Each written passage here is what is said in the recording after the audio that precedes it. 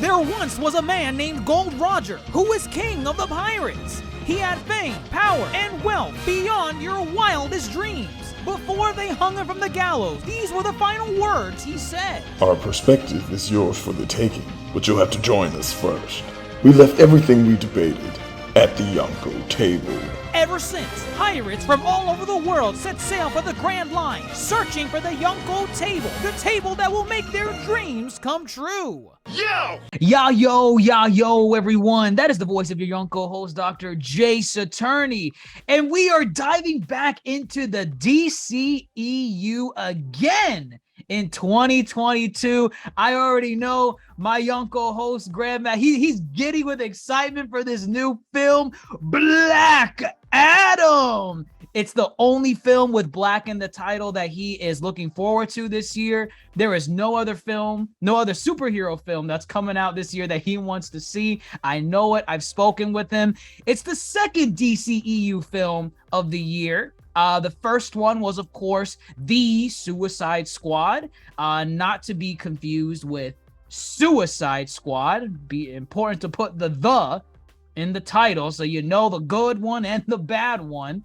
And the only other DC film that came out this year was The Batman. It wasn't a DCEU film, but it was a DC live action film nonetheless.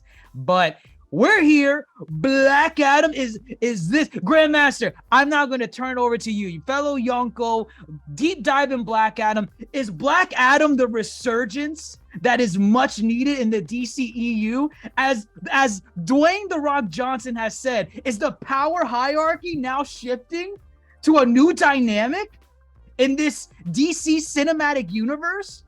Is this now the proper phase we needed to dive into for an MCU extravaganza with the DCEU?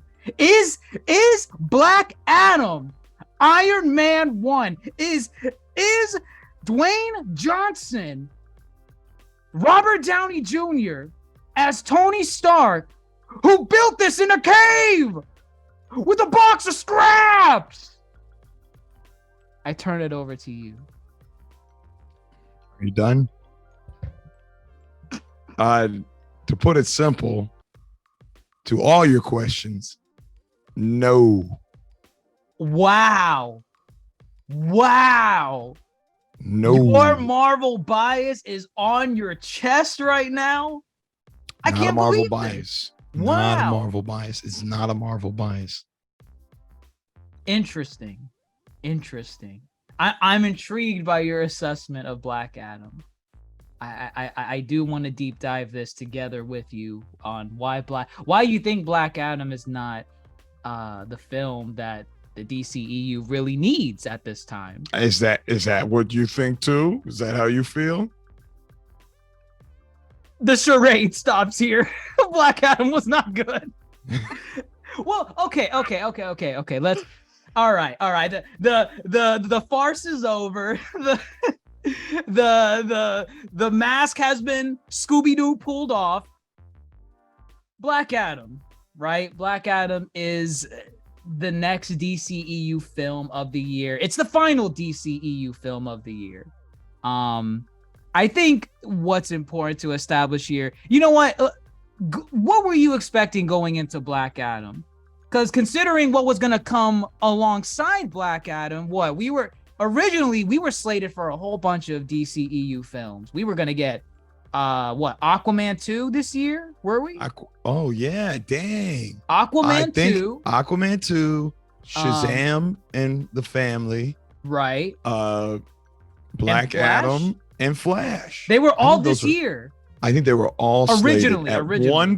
At one point, they were all slated for 2022.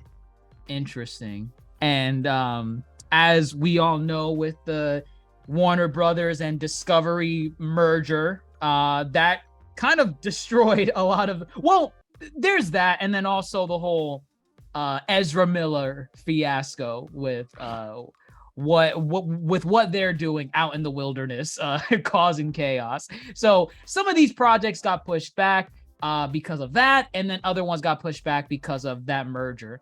But so that kind of just left Black Adam as a solo outing for 2022. Because the only other film that we got this year was The Suicide Squad, and that was in like Dude, February, March. No, dummy. Suicide Squad came out last August, 2021. Wow, really? Yes. Did we get no other DCEU film this year? No, we just so Black Adam's the solo outing for 2022. Right, because the Batman is its own thing. Well, we got Peacemaker, if you want to throw that into the okay, mix. maybe I was thinking of that. That was the only DCEU project. It wasn't even a film. But okay, Peacemaker. We got Peacemaker. That was in January. So, you know, because of Black Adam being the solo outing for 2022 for the DCEU film side of things, Warner Brothers went out of their way to promote this film heavily. And I mean to the point where I think we got like 4 or 5 trailers of this movie. We got trailers, we had Comic-Con showcases, we had The Rock just showing up in a Black Adam outfit saying, "Go watch my movie." With all that advertisement, what were your expectations going into Black Adam, knowing that Warner Brothers and DC really wanted this to be the next big thing? I'm gonna say this: I can buy into The Rock and his passion for this film. He's been quite passionate sometime even before he was like, you know, slated to appear in this film. I can buy into The Rock's passion. I think that is there. I think going into this film, I like The Rock as an actor. So I was excited to see him and what he does. But then just the pushback and all this extra marketing they were doing, and especially the most recent Comic-Con, where he came out in costume and they had that laser light show. And I was just like, man, you don't have to keep overselling this. Let it speak for itself and do its thing. Just let it come out. Just let it come out. And right. And I was like, man, it's starting to look like a lot of smoke and mirrors. It's starting to look like a bunch of laser light shows. And it was like, this worries me that they don't actually have a decent story and it's just going to be a lot of pizzazz. That's what it was. Okay. I think I'm kind of in the same boat with you in terms of what I was expecting out of it, because I was getting kind of tired of seeing Black Adam promotion. I just wanted the more I saw it, I kept thinking the movie would be out in like a couple weeks at the rate that they were showing us stuff. And then I would realize it's like July and the movie doesn't come out till October. Mm-hmm. And I'm like, why are you guys doing this so heavy? Just release 1-2 trailers max and just let it be. Let it come. And to a degree, I think they kind of did the same thing with the Batman. We kept seeing promotion for the Batman like months before it was coming out. And it's like, oh my God, Warner Brothers, we're gonna go watch it. It's that one is Batman. So it's like, yeah, we're gonna go watch it. It's Batman. The name sells itself. It's just a matter of, is it good or not? How does it stand out from the rest of the 30 other Batman films that are out there? Black Adam, maybe the marketing was like, all right, no one really knows this character. We have The Rock kind of selling it as, you know, the main attraction, but no one really knows Black Adam, right? The mainstream audience doesn't know who Black Adam is. But yeah, it's just, man. Okay, how about this? We've been bashing Black Adam a lot. We haven't even gotten into the movie yet proper. How about this? You have to say at least 3 good things about Black Adam that you enjoyed. It's doable. I'll start. 3 good things. My opinion might differ on this with you because we kind of talked about it a little bit before once we saw the movie after we exited the theater. I thought the VFX was pretty good. I thought the visual effects were pretty damn good compared to what we expect from from recent outings with superhero projects like She-Hulk, the MCU, and in their most recent Phase 4 outings, their VFX, their CG has been kind of lackluster as of late. Was it always lackluster? I don't think I'm ready to say that. But has it been lackluster lately? Yes. I think this movie did the VFX pretty good. There was not a moment where I looked at a scene and I thought, wow, this is on par with the Black Panther versus Killmonger scene in that final battle. Not once. Not once did a moment stand out like that. I believed what was being shown to me. I thought it was pretty good. That's one good thing. I thought the VFX was good. I also thought the fight scenes were good. I kind of like the fight scenes on their own. Maybe not what was surrounding the fight scenes, the context, why things were happening, but in terms of just kind of like what you just said right now, spectacle, smoke and mirrors. As just me indulging in that, I kind of just like the fights. The fights were kind of cool. The lasers, the lightning, the boom, boom, pow. When that song came on from Kanye, ooh, you got goosebumps. I like that. I like that. And I guess the third thing, I actually had something else I was gonna say about the third thing, but I can't think of it. But you know what? Off the top of my head, The Rock. He's a charming guy, you know, and it's really hard to not like him in any role that he's in. I think he was a pretty good Black Adam. I'm like, no, actually, no. I remember what it was. I think, as a positive, Black Adam tackled the anti-hero theme of the movie so much better than a film like Venom.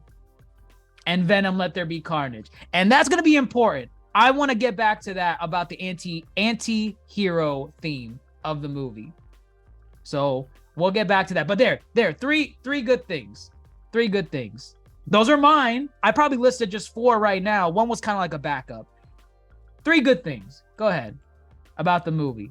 I don't, it's not hard. It's not hard. There are things that I enjoyed about this film. If there's more than 3, by all means. Including The Rock, I thought the cast was pretty solid. Minus, I like The Rock. I like The Rock as Black Adam, and I like the JSA. I thought everybody else in the cast kind of faltered. But with that said, that core superhero group, you know, the superpowered individuals, right. I thought they were good. I thought Aldous Hodge did a great job as Hawkman, making him believable. I thought Noah Centineo as Atom Smasher was actually kind of funny. He didn't oversell it. Pierce Brosnan as Dr. Fate. That's Pierce Brosnan. I was like, who is this guy? I know him from somewhere. That's Pierce Brosnan, right? Wow. Old as, I mean, he's not that old. He's not that, but I mean, like, literally, he's the James Bond that I remember from. People don't like this movie, but Die Another Day. That's what I remember. I'm gonna the yesterday. I like it. Yeah. No, Pierce Brosnan is great. I thought he did a good job here. Okay. Goodness, I lost her name. Quintessa Swindell as Cyclone. Okay. Thought she did decent too. Again, it's like nobody really like tried to outshine in their moments. They played to their moments, but you know, they put the focus back on Black Adam. It's his movie. But I never felt like they didn't get a time to shine. So I like there was balance with that core cast. I like the characterization of Black Adam. You know, I kind of dig aspects of his backstory as far as, you know, kind of, you know, jumping ahead, like that his son bestowed the powers upon him. That was an interesting twist. And I kind of liked the back and forth he was having, you know, as far as, you know, his son was the true hero. Is he a hero? and grappling with that. I by the end of the movie, I really believed it. At first, I was like, I don't know what's going on. Maybe he's just moody for moody purposes. I'm angry. But I do buy that aspect of the backstory. So I do like the characterization of Black Adam. A third thing, I'll say for the most part, the action was enjoyable. I think with a superhero film, the action needs to be enjoyable. Like it's a superhero film. If the action's not enjoyable, I don't think you nailed the superhero film. So I did enjoy majority of the action too. I thought, Hawkman, he's definitely no Falcon. So it was cool to see, a similar character do different things. Oh, wow. Black Hawkman. Correct. Right. Wow. I think they did a good job with Dr. Fate. They could have done more with Dr. Fate, but I like what they did showcase here. Cyclone probably got the least to do as far as action, but Atom Smasher had a couple of funny scenes. And then I guess Black Adam was fun to see. Just kind of him being OP was fun to watch. And then Very. Yeah. powers vary, and it was cool. So it was I found those things enjoyable. Three things. I'm sure in our conversation, maybe more things will come out. But, with that all said, there are a lot of things I feel did not work for this film. I feel like you don't have to even go as far as the first 10 minutes of the movie to start seeing some very prevalent problems with it. You guys know me. I don't like exposition dumps. I hate them. Can I make exceptions every now and then? I have. I don't remember if they're good. If I'm having some kind of fun, I guess maybe I can accept it. But usually I hate them. The first 10 to 15 minutes of Black Adam is the biggest exposition dump, I think, in recent years of just nonsense babble. You talking like out of any film, or are you like channeling this to I DC, think out of EU? any film. I'm really trying to think of like a film that did it worse than this in recent years. It was lengthy, yeah. They beyond just being lengthy, the pace is breakneck. If you miss a word, if you miss a phrase, if you don't understand like what the cool blah blah is, then all right, too bad. We're already on to the next made up word that we're gonna keep going with. Those first 15 minutes are crucial, because if you do not understand everything to a T, what is being said, the rest of the movie makes no damn sense. The powers, the mythos. What do you know? Well, no, I was gonna say there are aspects in that opening exposition dump that I damn near forgot were ever a thing. Eternium. Do you? What? Yeah, the rock, the mineral. The thing? mineral Eternium. I have no idea how it plays into. I mean, it was the crown. The crown. Did they make a crown out of Eternium? And see, we're saying this, folks, and there's a MacGuffin. There's an item that's like all powerful. Let's go get it. We gotta grab it. It's up for very grabs. tropey. And then it's from this material that they mention, and then I feel it slowly fades out until they bring it back at the end, and they're like, "Oh, wait, hold on, it's right here." An Eternium shield. You can't get. I cannot tell you how much I hated. Well, okay, what happens, right? In the first 10, 15 minutes, it's a flashback. We learn the Kahndaq, the fictional city of Kahndaq, is ruled by a tyrant. I'm giving y'all a Spark Note version. Ruled by a tyrant. You're not getting all the terms. You're not getting all the terms in this summary. Sure not. Ruled by a tyrant The people rebel, led by the heroic deeds of the little boy, and the little boy is bestowed the powers of the 7 wizards.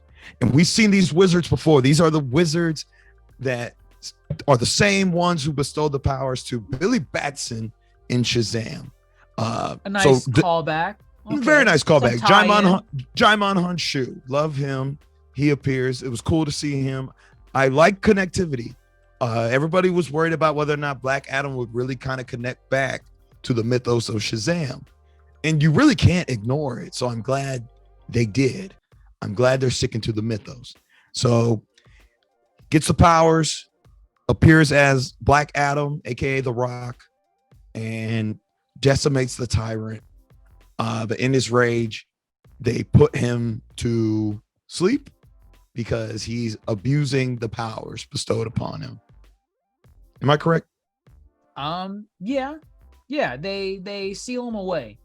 They're like, seal him away. Stop that. You're being right. Angry. We didn't give you those powers to be angry. We gave you those powers to be just. However, he's angry. So they put him away.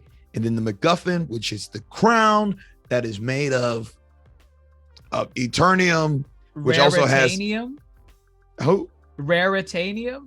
No. Eternium. Oh. Eternium. Was that a play on like unobtainium? Oh,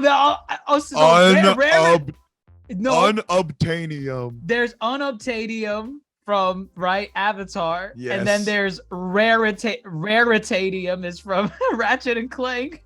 Oh, that's a thing. That's a thing, but it's in the name. You want to guess how rare it is? I can only imagine. And how valuable it is to the overall story. I can only imagine. Exactly. So this crown also gets lost too, and this crown also has some lament powers in it that if you can get a hold of it, I don't know. The 7 demons have put their powers into it, which I don't even know where that part came from. It's just didn't that come at the? I feel like we're jumping ahead, but like no, I feel they mentioned that in that in the beginning in that flashback. You see, that's BS. That's BS. There was definitely a part of that. There was a part of that in that flashback. So they clearly wanted to establish some elements of the supernatural side of DC here, because that's never been established in any other DCEU projects, because the DCEU doesn't know what buildup is. They just kind of just throw everything together and be like, okay, quick. Let's mention everything about the hell and the 6 demons and the 12 wizards, and everyone's asking, but wait, where did we establish that before? We're establishing it now. We gotta establish it now. It's his movie. It's a lot to throw at you in the first 10 minutes. It's just breakneck speed. Either you got it or you don't, because as soon as you blink, bam, now you're in present day Qatar. What's my gosh, Qatar, that's a real place. Kahndaq. I'm gonna keep messing it up. Kahndaq, yes. They're now in present day Kahndaq, and the first thing you see in present day Kahndaq is this little boy. I hated this little boy throughout the entire film. Sure. You think it's just a random little boy, like, oh, little boy in Kahndaq causing some trouble, bumps into some guards. Well, okay, the guards, Kahndaq in present day is currently being occupied by a military force that goes by the name of Intergang. Now, are you aware of Intergang? I am not. Enlighten me. What am I supposed to know about these people? So again, I don't know my history with Kahndaq. Is comic book based. Intergang is comic book based. Intergang first I believe they make their first appearance in Superman. Intergang is a group of mercs, basically mercs and weapons dealers and arms dealers, but they specialize in they trade with Apocalypse. That's where they get majority of their tech. Apocalypse being the world of Darkseid. And that was always kind of their shtick. They're selling arms from like across the universe type of things and putting them into human hands. So it was cool to hear that Intergang is here. That's kind of that overall DCEU connectivity. So very cool. And I am trying to do a little research as we were talking. I think Intergang does play a role in some of the characters' histories, surprisingly. So it's cool. However, it's a very lukewarm version of Intergang. It's like they just wanted to throw a familiar name for comic book fans versus let us give you a true adaptation. For example, Intergang's run by this dude named Bruno Mannheim. Bruno Mannheim, never mentioned. So, okay. It could be the early beginnings of the Intergang. I mean, they're running a country at this point. Right. You must be pretty far along. Well, maybe. I mean, the only real world example I could compare them to, I say real world loosely, it's not in the real world, but kind of like how the MCU establishes certain factions, but they don't show them at their prime. Like, oh yeah, no, I was gonna say they're giving me, I mean, they're not bad in MCU, but department damage control. That's damage the vibe. control. That's the vibe they're giving me. Right. Yeah. They're being set up for bigger things. I hope. But they're not in those big things right now. They're kind of like tame. They're doing grunt work. But yeah, we get introduced to this little boy. He's the son of, I don't remember her name. Adriana. What's the name of our, let's just get that out of the way. What's the name of our human characters? There's Adriana, that's the mother of the. There's Adriana, there's her brother, Kareem, there's the son, Aman, and then there's Ishmael. And they are our humans who we are following, where again, conduct is under control by Intergang. Adriana is wanted for some reason. I don't think we actually ever learn that reason. And it is never brought up again. It is never brought up again. When I say this exposition dump keeps going, it keeps going.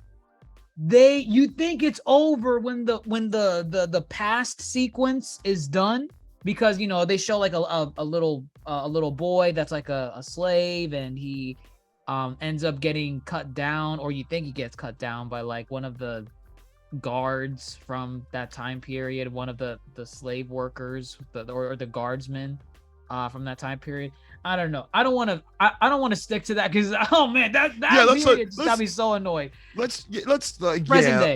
I want to move to the big stuff. So present day, they are still opening your mouth and making you chug down that exposition, because you got to get caught up to speed on who this lady is. Why do people want her? Why is she wanted? Why is she hiding? What are they even looking for? What's her lineage? Apparently she's a descendant of what was she a descendant of? She was a descendant of the she's a descendant? I didn't know. Oh my god, yes.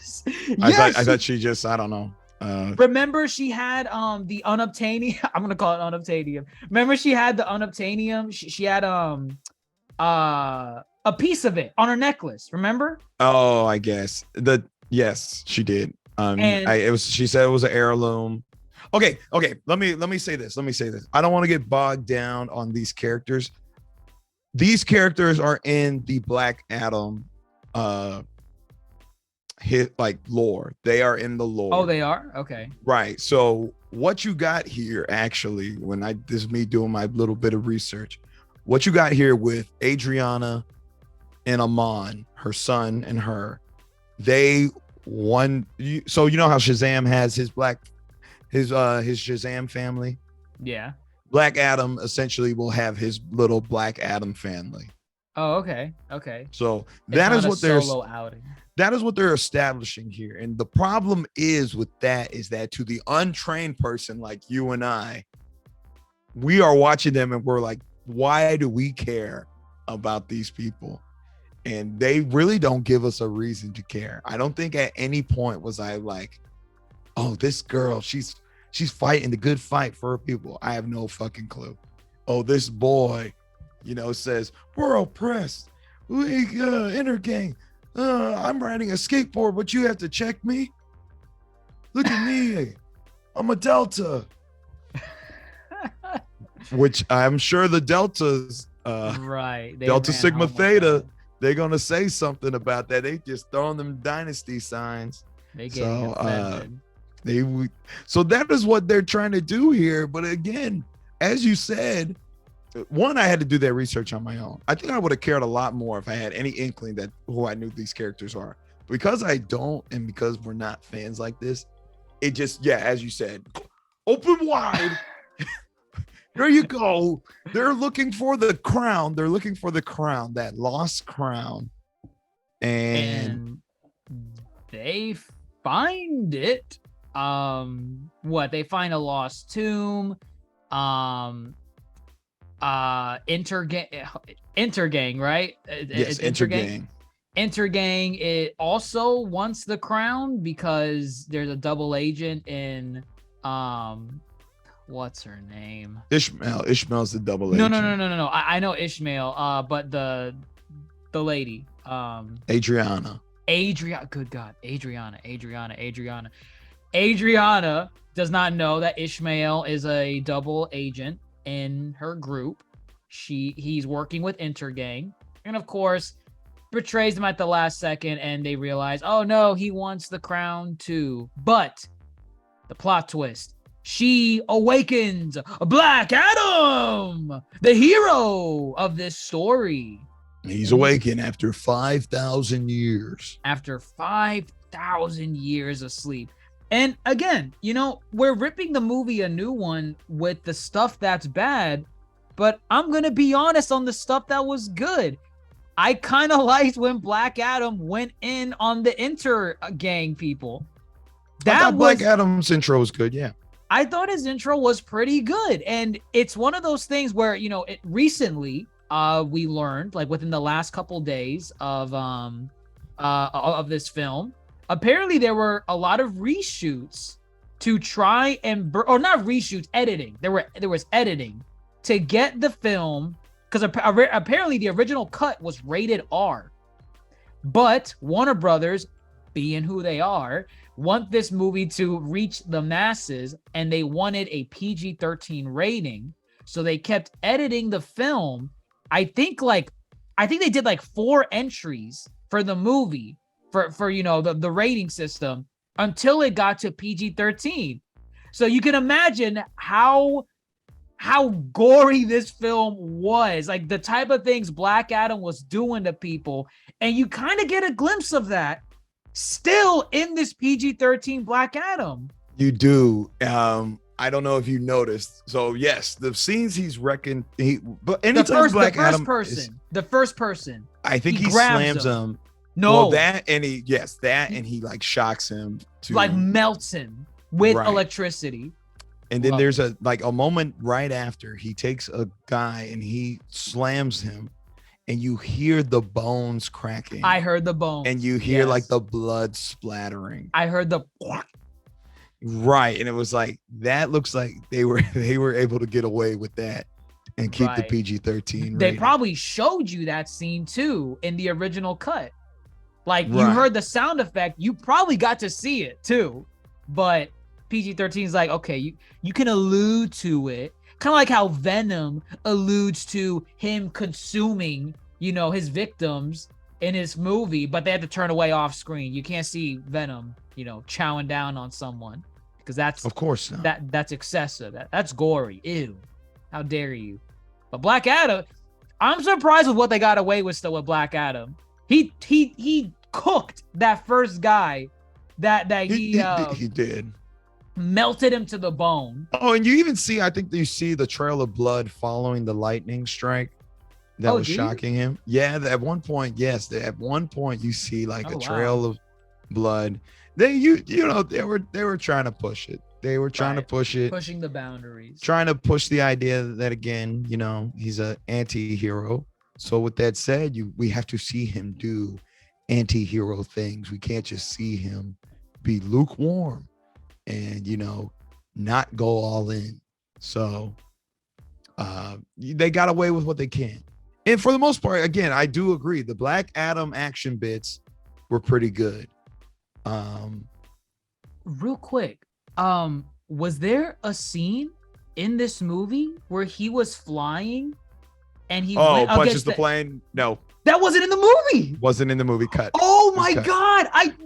They kept showing that scene as if it was in the movie. I mean, that was in the first trailer too, and that was in all the literally in the first trailer and all the TV spots for this movie. Like if you were only going to see like a 10-second ad for the movie, they would show that scene, and they would you would see the people going go down, and you would go boom, and not in the. You know what that reminds me of? You want to know the one movie that I remember that did something like that? Oh, I mean, there's plenty of movies that have done that. One that comes to mind. Infinity War? No. Fantastic Four. The scene where the Thing is falling down from the sky and smashes down, like, oh, what's he gonna do? Wasn't in the movie. I guess not. You're right. I mean, they do that plenty of time. I mean, not that I was like looking for that scene, but I did notice it was not in the movie. I noticed it now in talking about it. I didn't notice that it was not there during the movie, but now like talking about it, trying to figure out like all the cool little action scenes, I was like, wait a minute, that plane scene, that wasn't in the movie. What? Yeah. Anyways, yeah. So Black Adam's awake. He's awake. He's awake. And he's not really dealing with anyone's BS. He has his traditional cloak, his little cape cloak thing going on. And he's kind of just causing chaos. He's, destroying everything with Energang. I like this sequence too, where he's kind of like going in slow motion and like dodging all the bullets and pushing the propellers and really toying with Energang, really overselling the powers of Black Adam. That was a good sequence too. I forgot what song they were playing. They were playing some song during that scene. I thought it was a good use of. God, I wish I could remember the song. I can't. But versus another scene where a song just kind of is thrown in there. I think that was your favorite scene. Yeah. Absolutely. No. I thought this scene was definitely better. But yeah, he's causing chaos, and then eventually, though, he gets hit by an unobtainium missile. Correct. An Eternium missile, and it damages him, and that brings him down to earth with our human characters, our regular human characters. They take him in, heal him, and they explain, this is Kahndaq, man. You've been asleep for 5,000 years. This is your home. It's still here, but we're still being oppressed. We need a hero. I'm no hero. I don't want it. You gave him a British accent. Well, no, that was Jon Snow saying, "I don't want it." I don't that's want Black. the road. That's Black Adam. The whole movie saying, "I'm not a hero." I also don't use doors. I like how very selective he is of that. He just walks through walls. It's funny at first because you're like, "Oh, he did." I mean, he technically doesn't have to pay attention to, customs. He could just technically walk through anything. He doesn't need a door to go anywhere. Well. So let me ask this. Now they're playing the whole fish out of water type trope. He's 5,000 years old. This is a new world. He's interacting with Amon, who is the just overly super heroic fan of superheroes, which again, I guess this DC world we live in. They have comic books based on these heroes. They have posters, figurines. He thinks Black Adam could be a superhero. Do you buy into this? I feel we see this a lot in superhero films, and either it's sold really well because the children are really good actors, or the characterization of their characters are good. Like, I don't think this kid is a bad actor, but I think this kid, his story sucks. I can agree with that. I don't think the kid is a bad actor. I just think his character is bad. Yes. in this movie. Like, this kid's character is so infuriating and it's just so weird because, like, you think on paper, what harm is there in having your traditional, like, oh my god, it's literally like Iron Giant in a way. Like, you got Hogarth. Yeah, very similar. Yeah, Hogarth, he's into superheroes, Superman, and all that type of stuff. But in this case, it's not Superman, it's Black Adam that he's into, and that's his superhero. And he's like, oh, you can be a superhero and save us, save our country and everything. On paper, that sounds good. Like, yeah, you might want a character like that in the story. But then you start writing what this character has to say, and now he has to act, and you realize you get someone terrible in this movie. This kid, I feel like the higher ups, the executives at Warner Brothers, when putting together this movie, I feel like they chose the most tropiest things that they believe kids his age, Amon's age, are into. Which what? Amon's like what? Maybe 13, 14-ish? Yeah, he's a teenager. Okay. Yeah. Young teen. This kid is it's just so annoying. He is probably the weakest aspect. He's the weakest aspect. You know, he has all the posters of the superheroes in his room, and he's like, you know, super mega fan and everything. But to show how hip and cool he kind of is, he ties his sweater around his waist because I'm too cool to wear the sweater like a normal person. And this damn skateboard, I hate this skateboard so much. I think you have an idea. Tell me why do I hate the skateboard? Because I'm pretty sure it's the same reason you hate the skateboard. I mean, it's I don't know, it's just not used correctly. I thought it was fine in the beginning when he's skateboarding in the beginning of the film. I thought it was fine there. Okay. But it's overusing it. It's like, hey, we get it. He skateboards. He's cool. He skateboards in scenarios where you should not be skateboarding. He skateboards when you go down the stairs. He skateboards when armed men enter your apartment building and are looking for you, and you think you can sneak by them by, instead of tiptoeing, hiding behind a corner, you're rolling down a hallway and immediately get spot within the first second of coming out of your hiding spot. I wonder what got you caught. I don't get it. It'll come back later, and I'm sure we'll have a laugh. But yeah, I think you said it best with like comparing it to Iron Giant. Hogarth was a likable kid character dealing with a fish out of water scenario, trying to show him what you can be, what you have the potential to be. This doesn't work here because the kid is just, the characterization is not right, and he's just weird. It's just, it makes I think it ruins the tone of the film.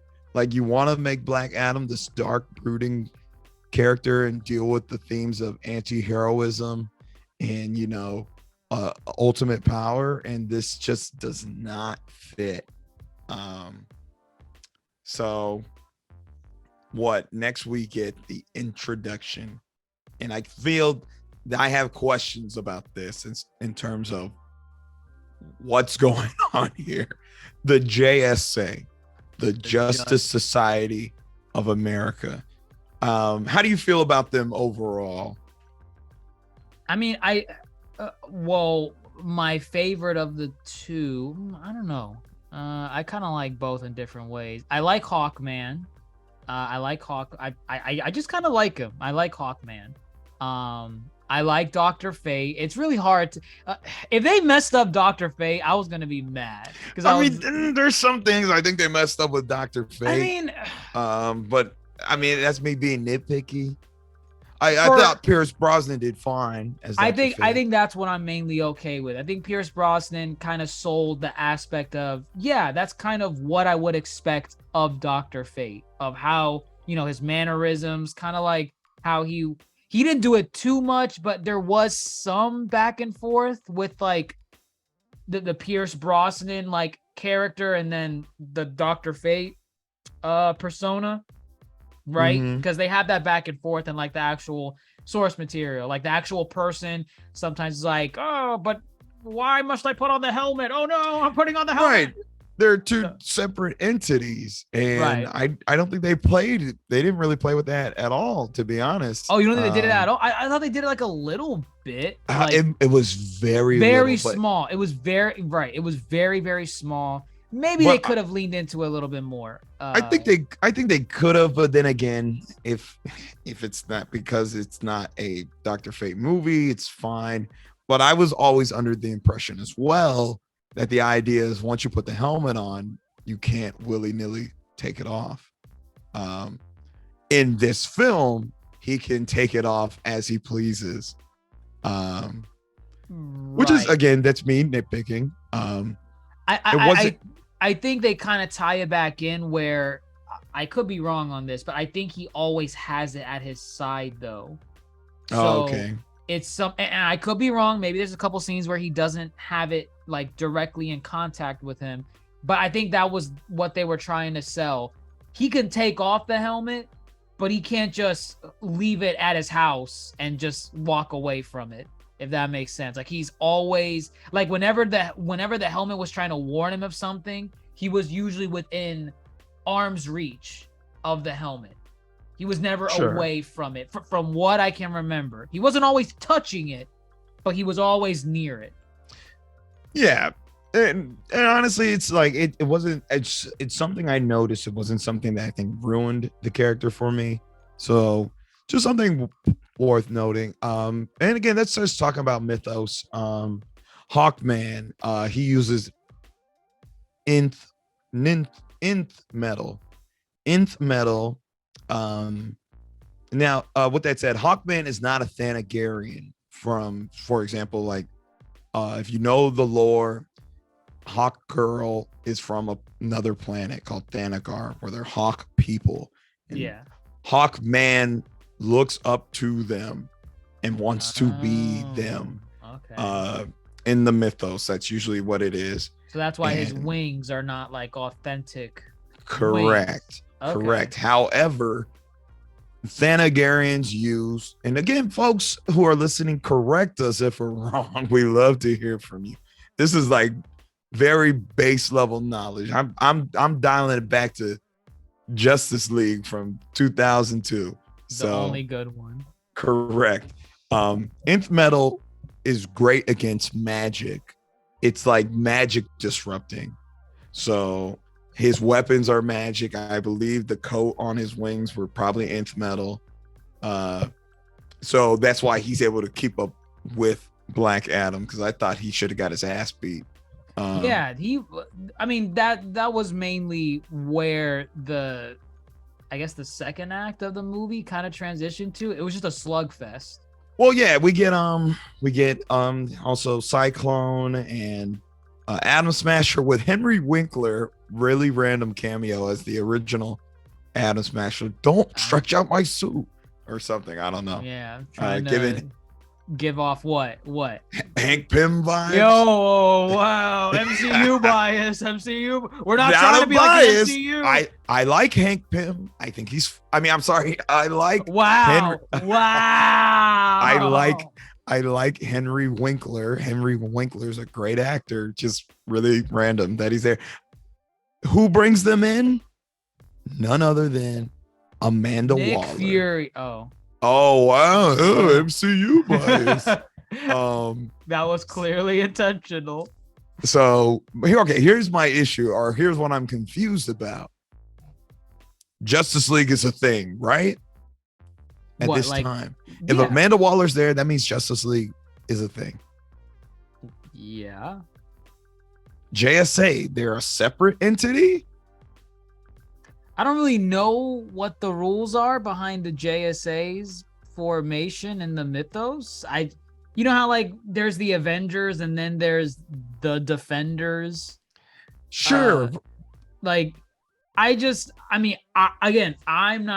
not that deep into the DC mythos, so I don't know everything there is to know, but I just always assumed the Justice Society was was just a separate group from the superheroes. It was just another random one. To my base knowledge, Justice Society, in terms of chronological in their world, all came before the Justice League. They were the old age superheroes. For example, do you mean in the DCEU or just in the comic? Like comic book wise? Oh, okay. So here's where they're playing with making their own mythos. They, for example, Barry Allen is the Flash, right? Right. But you remember that? You remember Old Man Flash who wore the tin helmet? Yeah, these are like the classic, the classic heroes.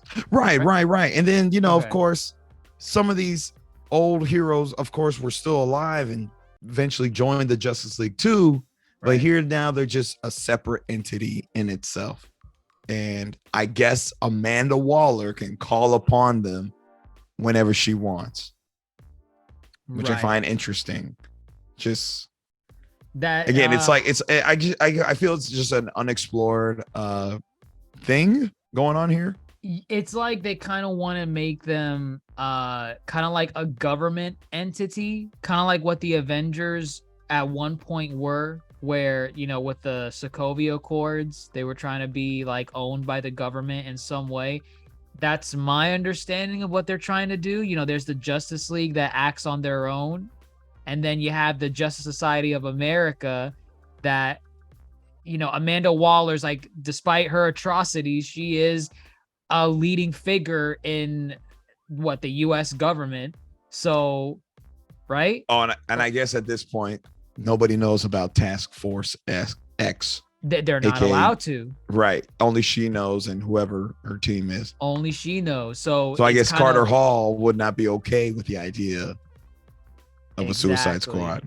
So okay. She kind of just points the direction of like, hey, there's something crazy. There's a power scheme going on in Kadak, right? Kondak. Oh, I'm gonna call it Qatar. I don't care. I don't care anymore.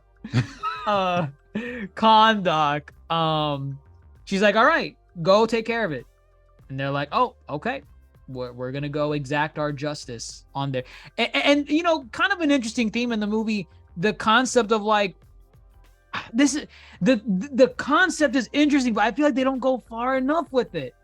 They really tackled the theme of, you guys call yourselves superheroes, but we don't think of you as that, because where the hell were you the last 20 plus years that our country was occupied by Intergang?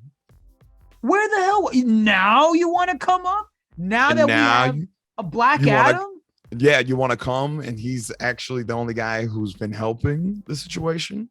I feel like they touched on it surface level, and I was waiting for them to kind of go a little deeper with it, because I think those are kind of some real world issues that in a way happen today.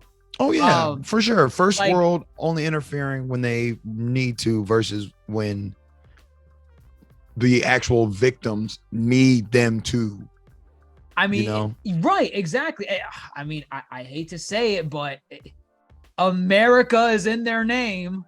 Kind of reminds you of how the U.S. government acts with certain countries. They just want to step their foot in when it's beneficial for them, not necessarily when that country may need help, or actually when it does need help, it doesn't mind its own business. Why are you helping now? Why are you helping now? What do you get out of this? You're acting like Team America. You ever seen Team America World Police? I know about it.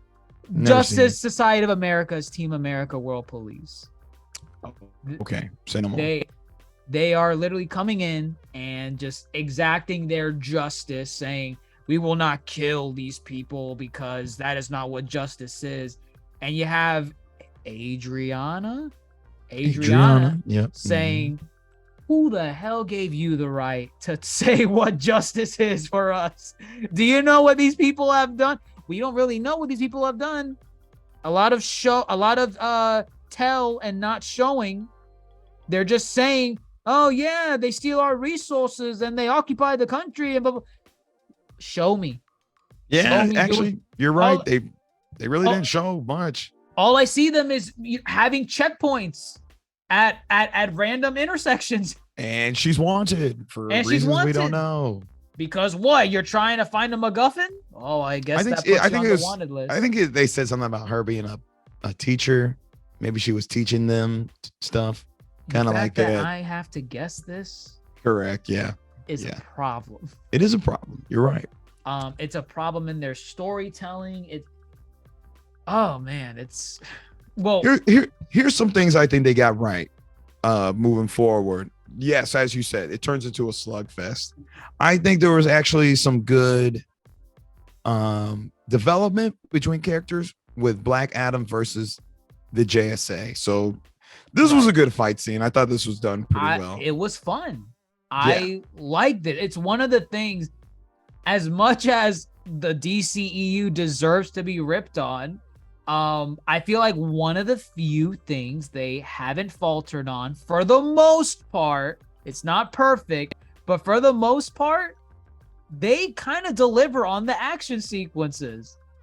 And again, it's not perfect, but I have to really think very hard to try and come up with certain scenes where I was like, man, you know what? This fight scene in the DCEU really sucked. It's kind of hard to do that. I may have problems with the film, what it's supposed to be, but when it comes to action, they deliver, and I feel like they've been kind of improving on that as they continue to make more movies. I think these fight scenes in Black Adam were just really fun on their own to watch. Hawkman slugging it out with Black Adam, Dr. Fate coming in doing his hocus pocus magic, Cyclone doing her Cyclone dance. Woo! Yeah, she probably did the least amount of damage. She did the least amount of damage, but was it fun to see her do her Cyclone stuff? All right. Yeah, all right. It's fun. I'm not trying to hate on her, too. It's just like, gosh, all she did was lift up some stuff. It's the least effective. I mean, she's throwing those like pipes or whatever you want to call them. They weren't going to stop. They weren't going to stop him. They're going to sting. You know what did stop him, though? The smashing of atoms. Boom. He got a good punch in, right? He got a good punch in. He got a good punch in. He was probably the one where I would say the VFX was kind of off for me a little bit. It's the mask. It's the mask. Yes, the mask. Right. The mask was nobody has nailed that mask better than Deadpool. I'm gonna be honest. That it gave off Deadpool vibes. The white. No, it eyes. Sure did. The white eyes, right? It did not. When he went big, it looked weird. Right. Yeah. Right. No, it was noticeable. It was noticeable, but it was fun watching them just duke it out. I don't know how the hell Hawkeye put up a fight, unless his helmet's made of. Sorry. Wow. Hawkman. Marvel buy it. No, Adam. Listen, I don't know how Hawkman put up a fight. I guess unless his armor is absorbing the magic from Black Adam, that's the only thing I can see why. But they lose. They have a sit down with Adriana, and they're like, "You can talk to Black Adam, but you got to come correct," And they're here to apprehend him, and they're like, "Hey, you're killing people. Heroes don't kill people. I'm not a hero." Never said I was. If anything, I really like Hawkman versus Black Adam and that kind of dynamic they had going on. As far as no, I mean, don't get me wrong, it is not executed to a T, for sure.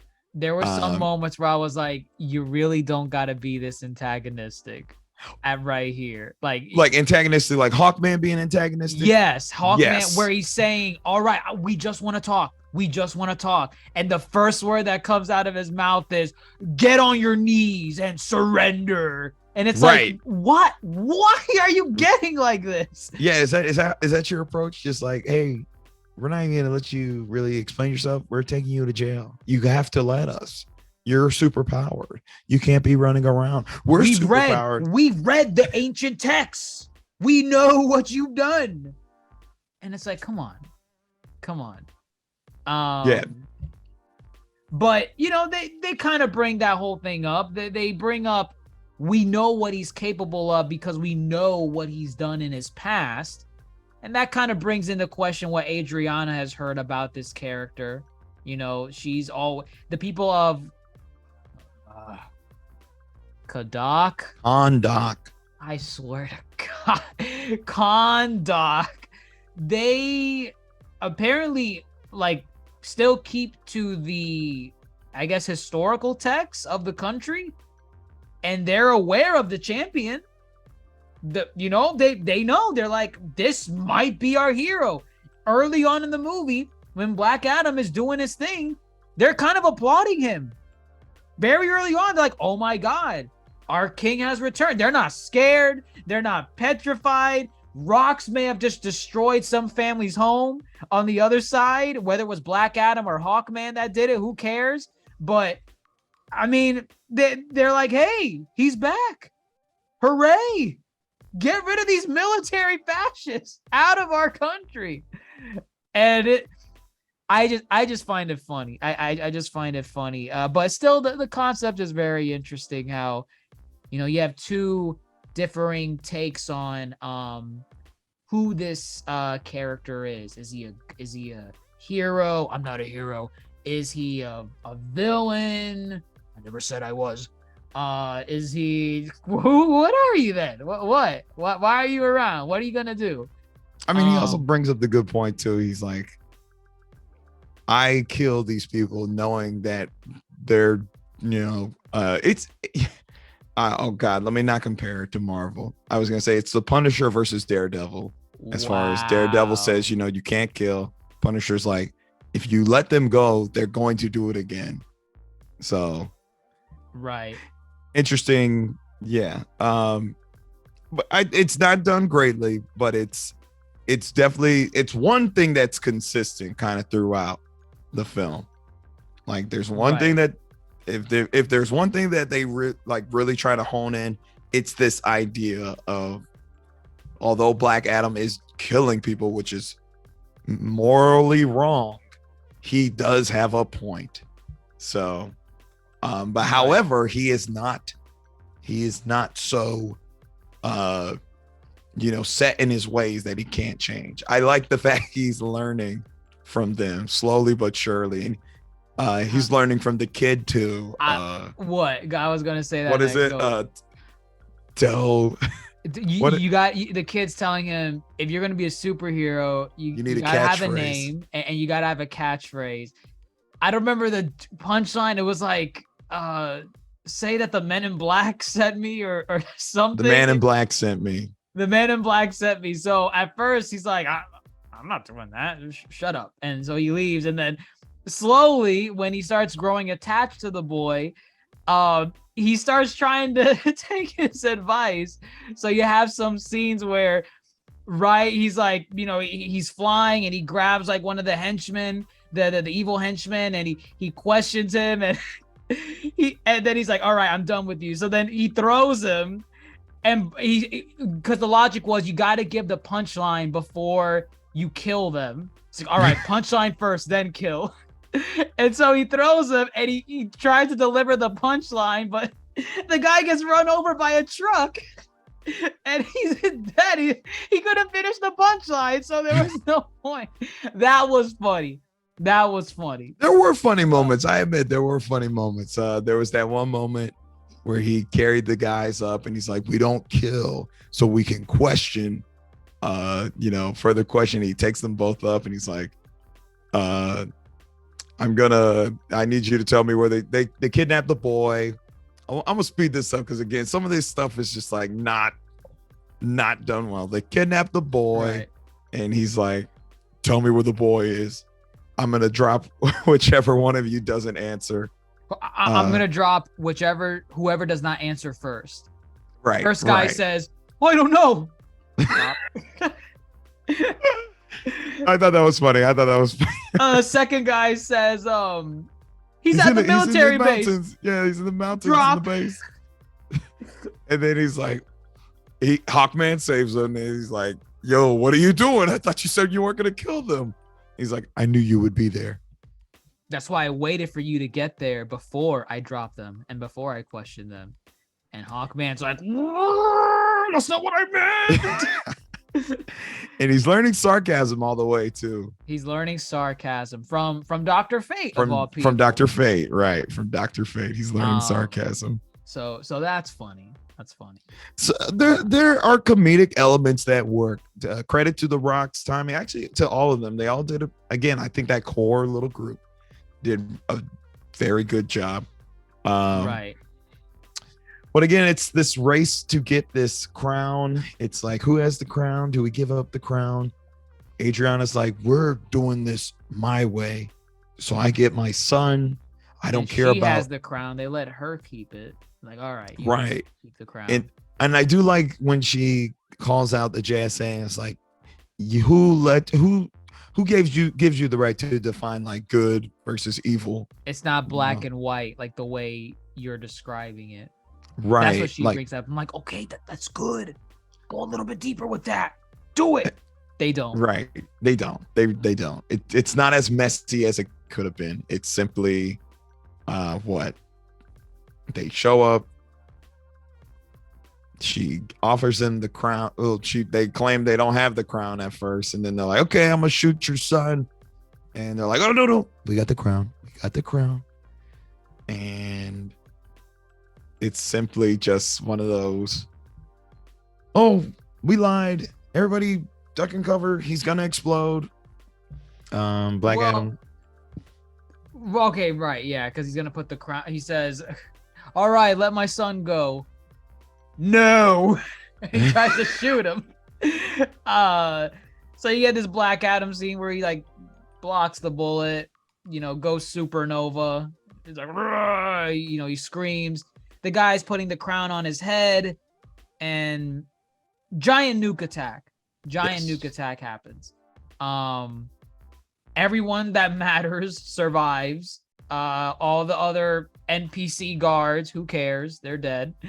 And seemingly Ishmael dies as well. Seemingly, right. Right. He's there. Corpse is torched to oblivion, and he's gone. And so you think the fight is over. Black Adam kind of sees that he hurt Amon, the boy. Yeah. The boy in that explosion. It wasn't the bullet that harmed the boy. It was his angry Giga Chad explosion that, caused the boy to lose consciousness. The boy doesn't even seem bothered by it. They let him sleep it off, and he seems fine afterward. He's not taking it personally, right? He's not, and he doesn't seem bothered. Well, he doesn't seem bothered with the next scene that happens, which is his idol. Now it's like, now Black Adam feels guilty. Now he's like, you know what? Maybe you guys had a point. Let me kind of give my backstory as to what I was before all of this, and that's where you get some clarification as to, because this entire time you kind of thought he was the boy, the slave from the beginning of the movie. Yes. Okay. Right. I thought this twist works. This twist works for me, and I don't even know if this is like akin to the comics. Like I have no idea if this is like accurate. If it is, I don't. I don't know. I don't know. I don't know. Yeah. But it works for me. I think it works that because one, looking back into that lengthy scene that we were talking about, the exposition dump, we don't see the boy's father's face, and it didn't even come across to me, and we didn't see his face. But what the boy was bestowed the powers, and he gave it to his father. Yeah. So there came a moment where like the boy's the one that the son is the one that got granted the powers originally. So he had one of the styles of the Black Adam persona that's in the comics, but where it's not the black suit, it's just it's just like the kind of the jewelry, is that what you would call it? The necklace. The necklace with the lightning bolt. That's an outfit that he has in the comics. So I'm like, oh, I've seen that outfit, and I was like, That's cool. cool. Very cool. Very nice callback right there. Right. This is where they lost me. Like what? The king attacked his family at one point because he wasn't a champion anymore. I don't know. I guess he powered down and yeah, they killed the mother. They and killed the he's mother. Like, They tried I was killing too the father. weak. I was too weak to protect your mother. Yeah. And so he gives him the ability. the son gives Dwayne the Rock Johnson, which, by the way, did you? Okay, this is where maybe one of the VFX was kind of weak, and it's like this is very difficult by itself. Oh, did you like how they debuffed? Yeah, I thought it looked Dwayne? fine. I believed it. Yeah, no, I didn't. I did not think it was like jarring. It was not a. You thought that was good, but you're gonna say something else is bad in a couple minutes. It was. I sure am. It was not Wow. Chris Evans being shrunk in Captain America: First Avenger, which is obviously noticeably CGI. Wasn't gonna compare it to that. This I can one, still say but it's see, bad. This one was not bad because what they did not do is they did not make him overly tiny. He still had a frame, so it still worked. It was just clearly it's not the Rock's body, but for me it worked because like Wow. the Chris Evans, Steve Rogers, where he's small, that's noticeably jarring. This was not jarring. I did not find this jarring at all. Okay. But And I'm something fine. else was jarring, which we'll get I to. promise you think you're gonna find yourself where- you're on an extreme. You're on an extreme. We'll see. You're on an extreme. So the son grants Dwayne the Rock Johnson the Black Adam powers. Oh no, as soon as I depowered, I get hit with an arrow. Oh, Dead. out of Right there. nowhere. This is just so dumb. So the son's dead from a random arrow that just shot him in the chest as soon as he depowered down. All right, real quick. Some of this dialogue is not good, but no, nothing can stop. Nothing could stop the king's assassins and their arrows, or something. Yeah. Oh, yeah. That was the immediate line he gave when he got Yes. shot with the arrow. It's weak. It's very weak. Very weak. Dialogue. But that's what angered Dwayne the Rock Johnson as Black Adam, and he's now angry. He gets the black suit, and then he goes in on the king. The king. Which, by the way, we forgot to mention this, and this is one of the things that made this film a little bit more dumb. Ishmael, this entire time you're wondering, why does Ishmael want this crown? Is it just power, or like what are his intentions with this? Before that big explosion where he gets cooked and he tries to shoot the sun, and Dwayne the Rock Johnson does the Giga Chad attack. He gives this monologue, and this is just terrible. It's a plot twist reveal that he's like, I am a descendant of that king from generations ago, and this is my crown to exact vengeance. And I'm like, are you kidding me? Why are you holding that grudge? Why are you holding that grudge? I couldn't believe it. I couldn't believe 5,000 years is a long time. If it was the same person, I could maybe buy it. This is a descendant. 5,000 years. Are you kidding me? You guys held this grudge for five. Why don't you guys go play video games or something? Go watch. This blew my mind. I hated this plot twist. I don't know why you hold a grudge when he's asleep for 5,000 years. He wouldn't have even been woken up if you didn't go looking for that crown. I think they just wanted the power back. But what I'm saying is I don't know. I don't buy it. It was weak for me. This was a weak element. The villain, Ishmael. It's the equivalent of oh my god, I don't know, like a modern day popular Egyptian celebrity. I don't know, but can you imagine if there was someone today from modern day Egypt that said something along the lines of the pharaohs from ancient Egypt, they were unjustly, their power was unjustly taken from them. So now I wish to resurge the ancient Egyptian power of the you know how dumb that is? Like a descendant saying that I am a descendant of the great pharaoh Atem Whoever. from Yu-Gi-Oh. Right. Sure. Atem from Yu-Gi-Oh. Sure. I am a descendant. It's 2022. That was in 3000 BC, whenever the hell ancient Egypt was. But I'm a descendant of that lineage.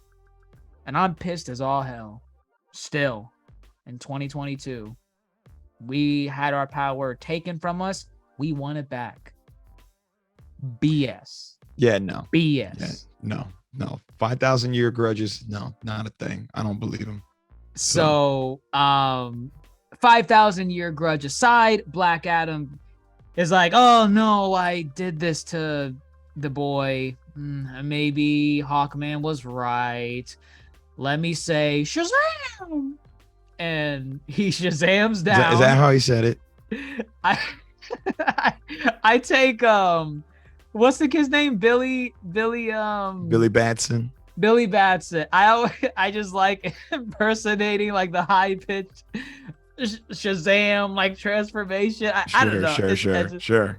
So it's Black Adam says Shazam, and he Shazams down, and he turns himself into Amanda Waller. Well, I guess Amanda Waller's group.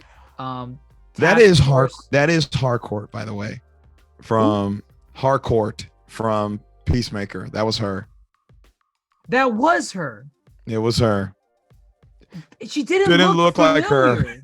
Didn't look like her. Maybe she did something to her hair.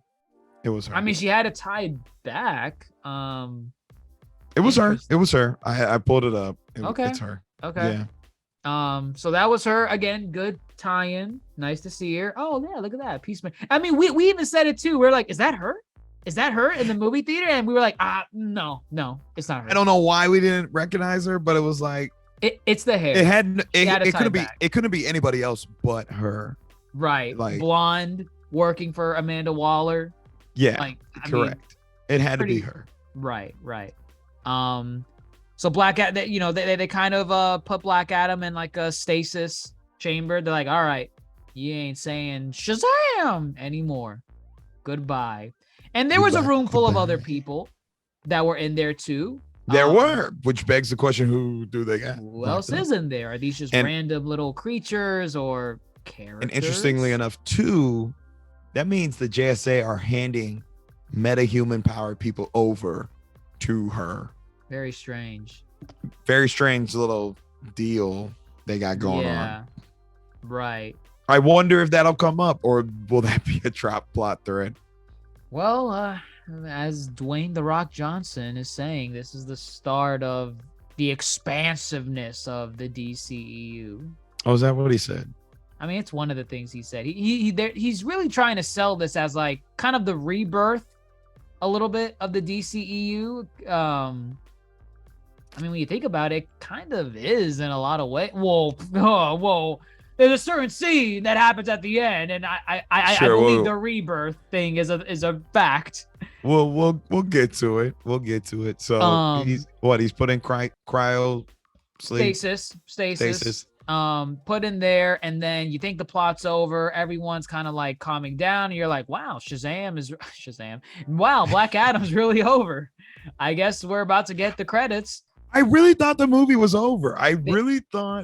I don't know why I don't, not that I was like waiting for the movie to be over, but I really thought the movie was over. I knew the movie was not over because we did not have our beam in the sky final battle with Black Adam fighting all out with whoever's left. I was like, wait, it kind of feels like it's over, but I know it's not over because they haven't had that final fight, whatever it's going to be.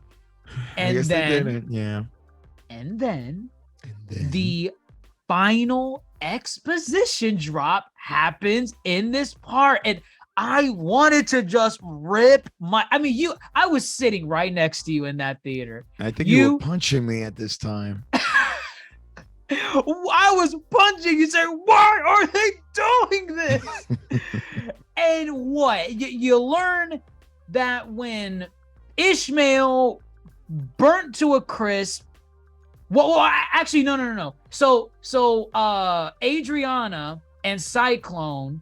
There's an inscription on There's the an crown. inscription on the crown, and they're doing their hyper analytical, like, wait a minute, this is not what the crown really says. The crown in this dialect, when you turn it upside down at 45 degrees, is actually saying life begins at death. Death begins at life. The philosophical meaning of life and death are intertwined like yin and yang, head and tails. Am I Two-Face? Heads or tails, Batman?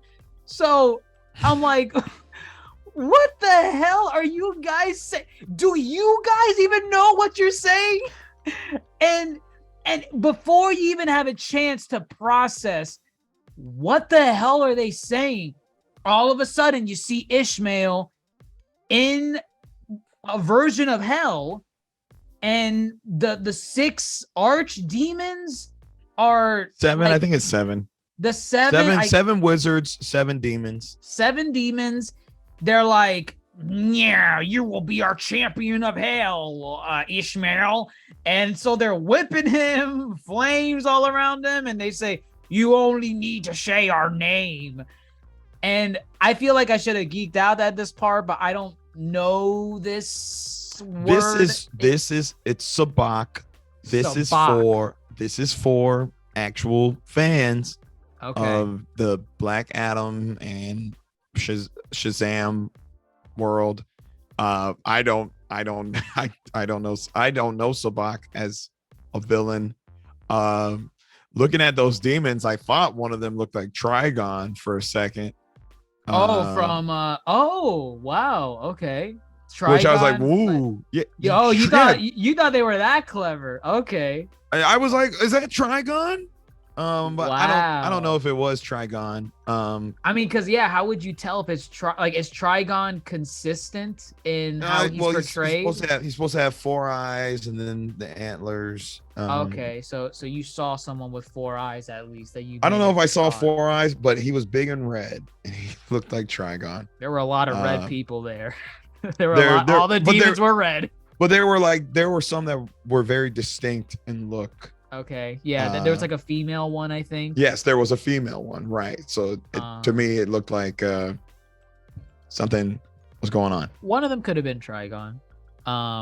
So the archdemons, they make him say Sabak, and Ishmael resurrects as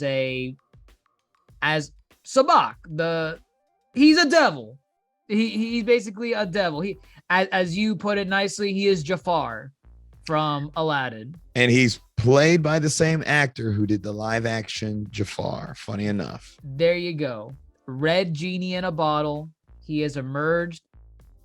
I'm going to address it right here because this is not the important bit. So let me say this now. I thought the VFX for Sabak was fine. I remember even turning to you saying, hey, the VFX is kind of good in this. And when you said it wasn't, I was literally trying to look and find the faults in it. I'm like, so clear. Someone next to me is saying that it's bad. I said it was good. Let me try and spot what's wrong with it. And I'm watching it. I don't see what's wrong with Sabak's CGI. I don't see what's wrong with it. It's not Uncanny Valley. I don't think it's like She-Hulk's level of like, ew, what is this? I don't think it was Black Panther's Black Panther suited up versus Killmonger in the final battle. So I thought the VFX on Sabak was pretty. I thought the lighting was really good. The red, because once he emerges, like everything's red now, kind of. It's kind of like a red theme, like in the sky and whatnot. the shadowing on his skin is like bouncing off with red. Gosh, you were tints. not getting all those details. You were not. Yes, you were. He was No, you red. were not. No, The you theme were was not. red. I am very curious because clearly it's 50-50. There's no third person to Yes, kind of I determine would like this.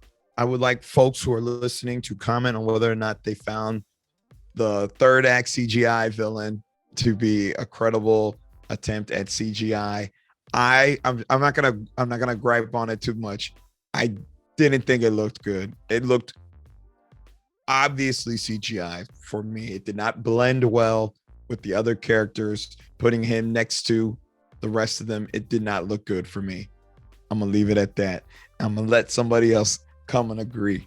But who knows? Maybe it's my Marvel Maybe bias it's kicking you. in. Your Marvel bias. Right. It's your Marvel I bias. forgot my Marvel bias is so strong. It blinds me to see the great efforts and strides made by DC. What would he need to look like in terms of VFX? Because clearly you've seen Listen, good VFX of a person. I don't know. I've seen many third act DC villains not look good.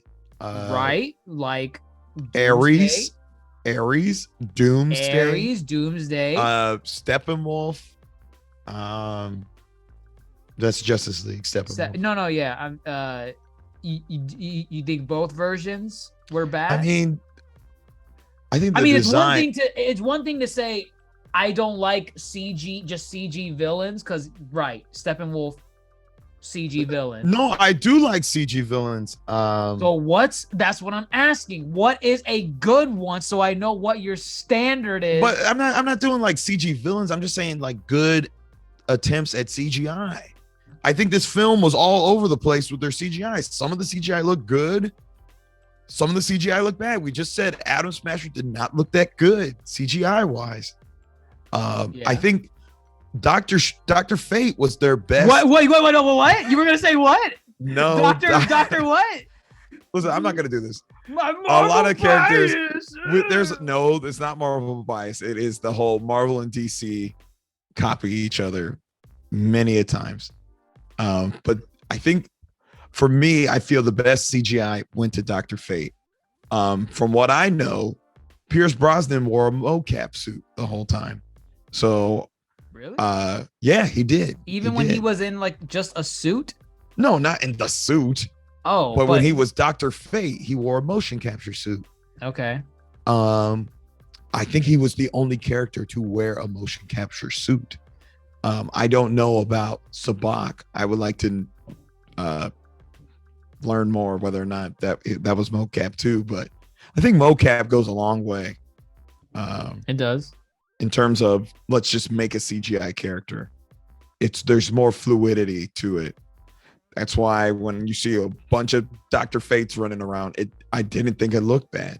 I thought that was the best CGI in this film for a character. What? Dr. Fate. Oh, with okay. This dude Sabak being on the very bottom of the tier. You think he's worse than Atom Smasher? Atom Smasher is a close second. So you think he's worse than Atom Smasher? Yes. I'm done. No, no, we clearly saw two different movies at this point. There's no. We did. I'm telling you, you're the extreme. There's no convincing the other. You're the extreme. I'm not here. I'm not trying to convince you, but I'm telling you right now, you are the extreme. Okay, Doctor Strange. Sure. Doctor Strange. I mean, Hulk. I mean, Hawkeye. I mean, whatever. They all copy each other. It's fine. So what? Sabak resurrected. Oh no, the devil's in Hell's Kitchen. We gotta fight him now. And Dr. Fate, there's this little back and forth with Dr. Fate earlier in the film with Hawkman. He's like, oh, can you see the future? Who's gonna die? And Dr. Fate's like, Dr. Fate channels his inner Doctor Strange from Infinity War, and he's like, we only got one shot. We only got one shot, Stark. One universe where we survive. And Hawkman's like, okay. And so what they all, the Justice Society, you know, tries to attack Sabak. Sabak's kicking their ass because he's a demon. He's basically the devil. And basically. And as a final, like, you know, battle against him, this was just weird. So Dr. Fate is like, all right, I'm gonna go fight him alone. I'm gonna go fight. So actually, okay, hold on. This is what it was. This was kind of dumb. Apparently, they were trying to stop what's his name? Sabak from sitting on the throne. Because if, I have no idea what that would have done. For some reason, as soon as he sits on the throne, it like seals the deal. He is now god of Kondok. Ooh, I got it this time. I don't know. Maybe it was part of that exposition dump that they kept freaking throwing at me for the last hour and a half. I don't know. Maybe that's what it was. But it was. So yeah, they want to stop him from sitting on the throne. Dr. Fate's like, nope, I'm going to sacrifice myself, Hawkman, so you don't have to die. My name is Tony Stark. I mean, Doctor Strange. This is the one universe where we win. But in the middle of that fight, he's waking up Black Adam. Yes, he's able to do that. Right. And it's like, if you can see the future, why did you let Black Adam go to sleep? Good point. Or better yet, if for some reason you needed him to go to sleep, and for whatever reason he needs to go to sleep so that Sabak is resurrected, as soon as Sabak is resurrected, why don't you wake Black Adam up? I don't think there was. I don't think it was explained as far as how much he saw into the future. I think he had, as he put it, he had 1 foot in the future and 1 in the present. So it's not a clear-cut future. All he saw, because he did say all he saw was what? Fire. And he saw fire, he saw Hawkman dying. Right. And that was about it. Right. But I think he knew at one point, he realized, you know, he was like, oh, I can change the future. And I guess he's like, if I sacrifice myself, that'll save Hawkman. But in doing so, he also knew he needs to wake up Black Adam. So I don't think he knew. I don't think he had a clear-cut idea of the future. He saw glimpses. Okay. And right, because yes, if he could see the future, it's like, yes, why let Black Adam go to sleep when you're literally going to need him 20 minutes later? I think he was asleep for what may have been 20 minutes or so. This whole movie feels like it takes place in a day, first of all. So does it not? Right. It feels like it does. Right. Although they globetrot like 3 different times. Wow. Yeah, all of it happens within a day. And what? Yeah. Black Adam is oh my God, this part pissed me off. When Black Adam wakes up and he is it ever clarified if you, because I'm assuming Billy Batson does not have Shazam powers, or Shazam, he does not have any form of like powers whatsoever, right? When he's in his Billy Batson form. No.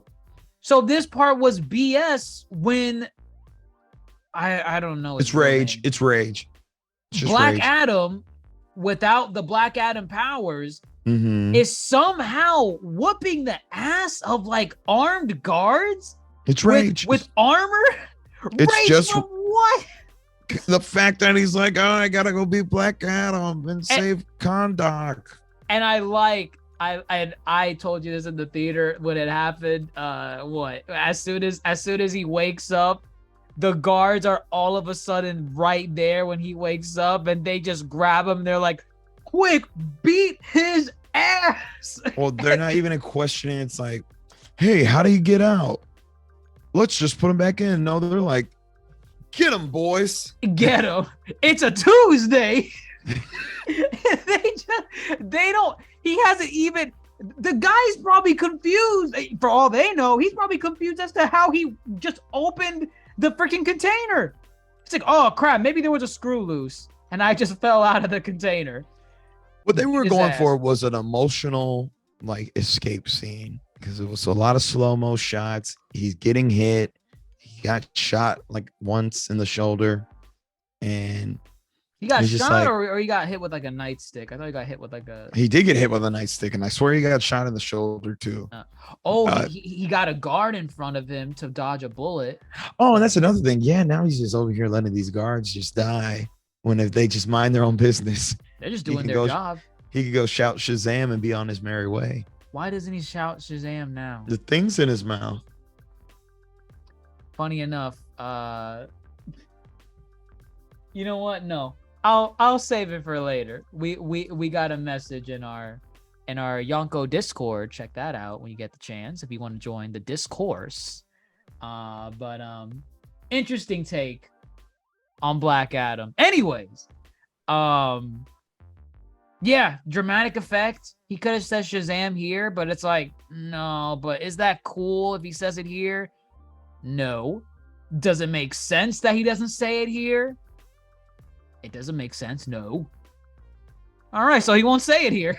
So he's riding through, he jumps through the water, and he's like flowing up slowly to the top, and the dramatic music is playing. It's going back to flashbacks, and you know, I was right there next to you. I'm like, he's gonna say it.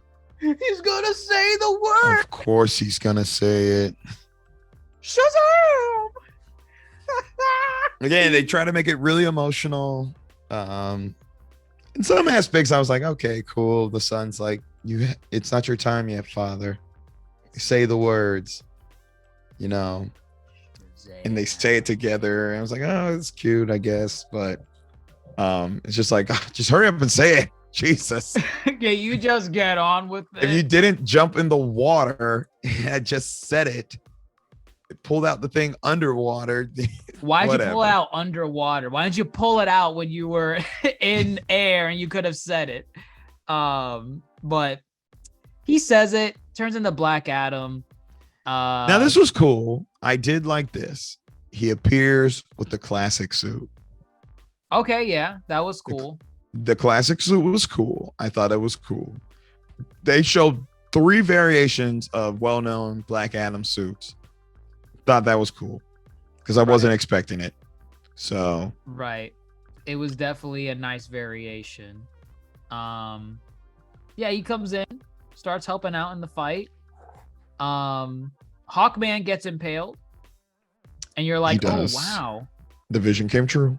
The vision came true no matter what, because we were kind of seeing these glimpses of Hawkman dying in Dr. Fate's visions, and this is what we saw. He's like, I got stabbed. But then you learn, oh, wait a minute. His body just disappeared. And then you learn, oh, he put on the helmet. Ooh, he's the new Dr. Fate. Because now he could do the Dr. Fate magic. So, and that's another thing. I was like, you can't just use the helmet like that. I don't think that's how it works. Comic book wise, but I was like, whatever. They're having fun with it, you know. Again, it was interesting plot twist. I'm like, oh, okay. I didn't see that coming. So he does this thing, and they team up on Sabak. You know, Black Adam grabs him by the horns.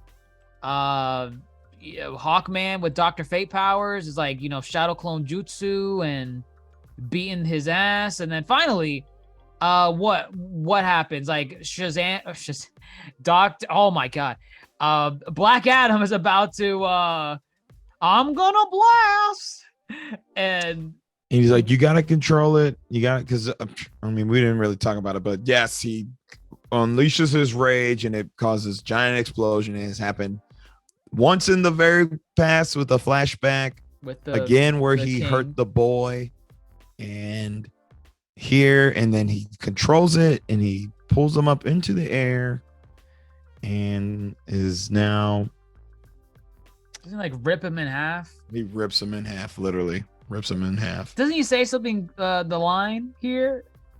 Send Tell the the- men in black. Or tell the men in black. He says it here, right? Send the He men. says- Yeah, I think he says it here. I don't remember what the line is. Something about men in black. Actually, I don't even know if he says it here. I honestly don't even remember. I'm pretty sure he does because there's no other fitting moment where he would have said it. Yeah, he did. Oh man, did he? Oh man, I don't care. I don't care. I from what I remember, yeah, he did say it here. He says, "Send the men in black." I don't know, and he rips him apart like a Subway sandwich down the middle. Right. And yeah. I mean, shoot, we didn't even talk about the most jarring part of this epic climactic I fight. think we were saving the best for last because So, it was yes. a jarring scene. So we'll go back a little bit. Sabak unleashes the dead, the legions of the dead. The legions of dead, these ancient mythical zombies that Skeletons, right? they're Don't they look basically like skeletons? but like, you know, it's ancient magic and it's corrupted and satanic and evil and demonic. You kind of expect it to have some level of supernatural powers. And what happens? What, they can get beat by a freaking pipe? Pipes, sticks. At least that's what Adriana and her brother are doing. But the boy, Amon, he says, he goes and tries to rally the people. Hey, and you're right. It did sound like he was whispering this whole scene. Hey, it's our city. We got to fight for it. What? Who's this boy? Who's this What? boy? Well, yes, He's right. Delta, Omega. Oh, I cringe so much in this scene. No, that This part was- didn't make me cringe. It was the whole, This hey, mom, comes in on a skateboard. He did the Delta. People in the back. People in the back. We're You gonna messed take with back one our of city. us. You messed with all of us. Sam Raimi Spider-Man. Oh my God. I was beating the crap out of your shoulder in this part. Why are they doing this? Listen, this tells me you have two agendas going on here. Someone's trying to tell a Black Adam story, and someone's trying to tell some bullshit about people rallying together to fight oppression or something. And it's just like, this is a fictional city, 1. 2, it's just fucking corny. And listen, there's a good corny when your entire movie is themed around. People are gonna say, "Wow, Sam Raimi's Spider-Man is corny." I don't see you criticizing that. What, It you don't is like corny it? But so why are you criticizing this? because they work to be corny in that film. It is obviously corny, and it plays to the corniness, and it works for the film, and it also doesn't take away from the emotional core of the film. Black Adam was trying to sell an emotional core here, and this shit is just not Hey, lifting it. Oh my God, I gotta do the side. Hey, Mom. Oh my God. Oh man. That was scene was terrible. That was terrible. terrible. Like, it was so out of place. I mean, at that point, you know, everyone's just kind of participating in this zombie fight. Like, no one is getting harmed by the zombies. They're just grabbing sticks, pipes, skateboards, beating the crap out of the zombies.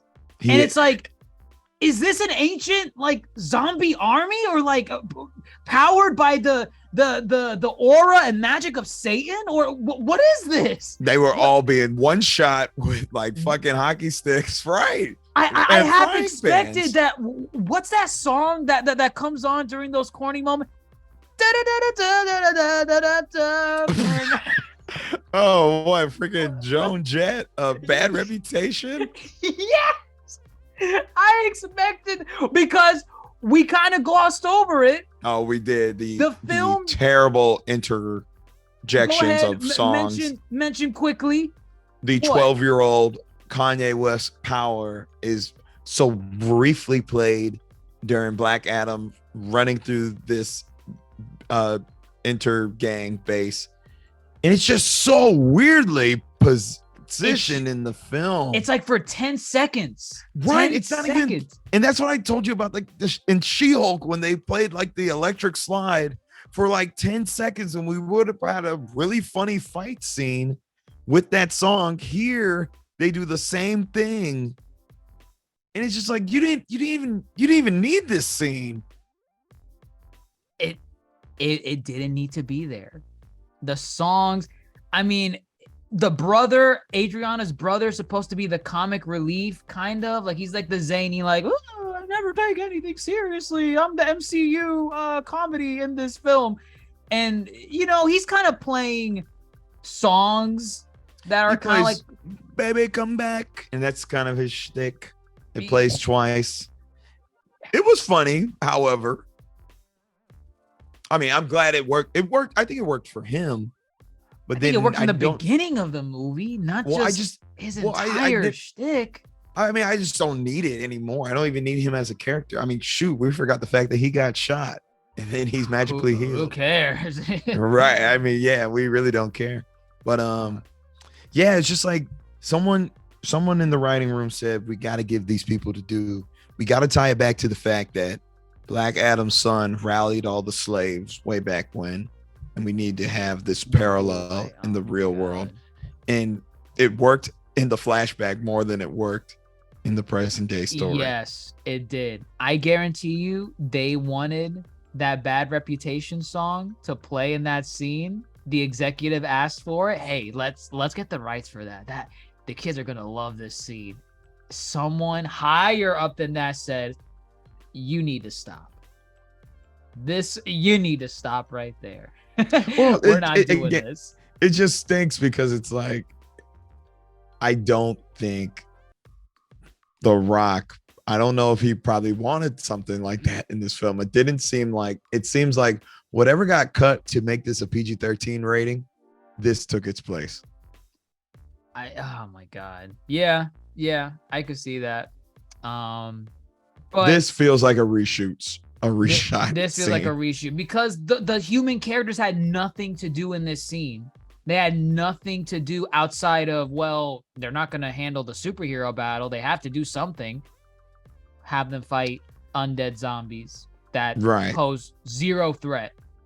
I don't think a single person is harmed by this undead zombie army. No, not. I mean, you see one guy get knocked down, but I don't think. Yeah, he probably got back up. Yeah, right. I don't think anybody gets stabbed.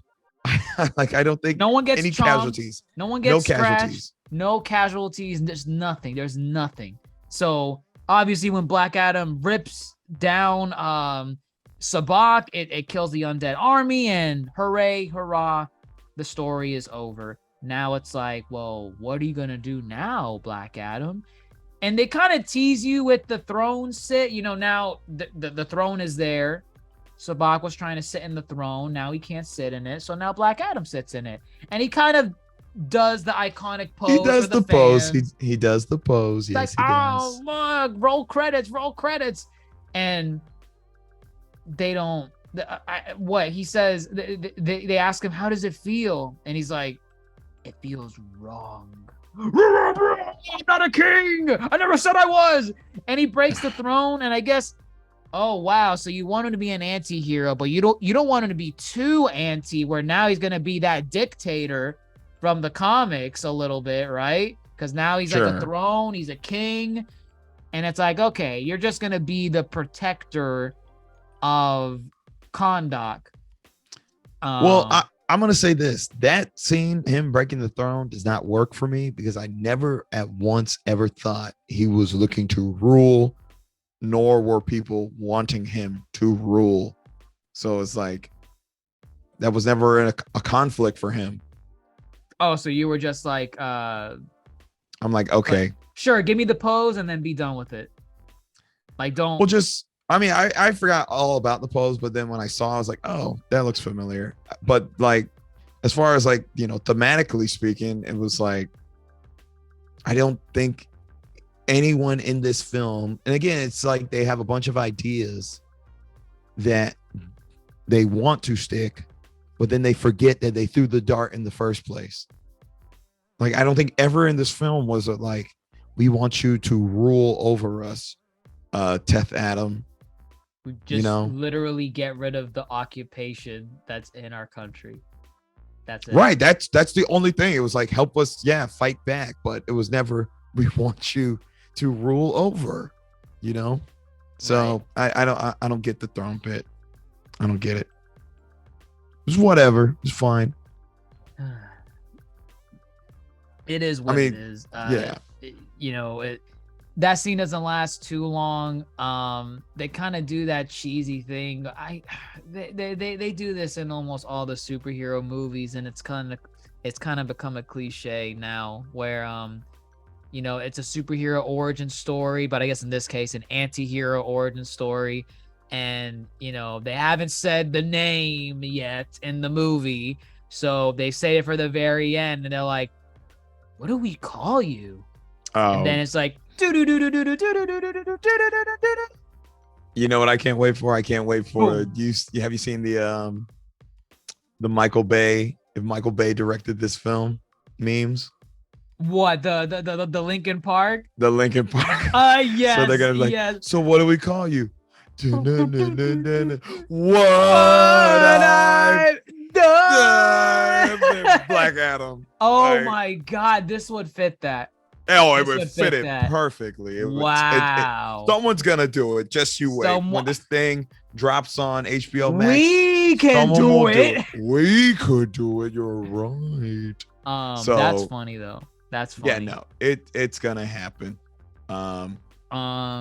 But yeah, aside from that, so it ends like that, and you're like, oh well, so the movie's over, and you're wondering like, well, maybe it's got like one of those Marvel end credit scenes or something, right? It does. I mean, yeah, they were not going to not do it, right? No. What is it? Amanda Waller sends in a drone. Okay. Let me tell you, these look like reshoots too. The fact that Amanda Waller is never there in person, I'm like, oh, they got her to film this at her house. She just pulled up a green screen behind her in a Zoom call, probably. Yes. Wow. I wholeheartedly believe it. I love Viola Davis, but I'm like, damn, y'all went out. This was a reshoot. Y'all went out Viola, of your way. You got like a white suit, right? You got like a white dress suit. You got one in your closet. Yeah, no, I'm telling you, I'm telling you, I'm not surprised if that was the case. Either way, she sets up some connectivity. She sets up what everybody's been begging for. I'm kind of glad it's back. A figure slams down. A figure smashes in. What did she say? From the sky. She says, listen, you broke out of my prison, so Kahndaq is now your prison. You step out of line, you will pay. And he's like, send them all. I will. I'll send. Right. She says I got off-world people I can send to you to like stop you from doing whatever I disagree with. Right. And send he's like, okay, do it, bitch. Right. No, literally some Giga Chad energy. No, is that a Giga Chad moment? It is Giga Chad moment. Did I say that right? You said it right. It's okay. Giga Chad energy. So he says, go ahead, do it. And she's like, all right, I will. Okay, do it. So what? Doesn't someone slam in on the drone? Or does the drone go away and then someone shocks the drone. He shocks the drone. Okay. So Shazam shocks the drone, and then someone smashes in. Shazam.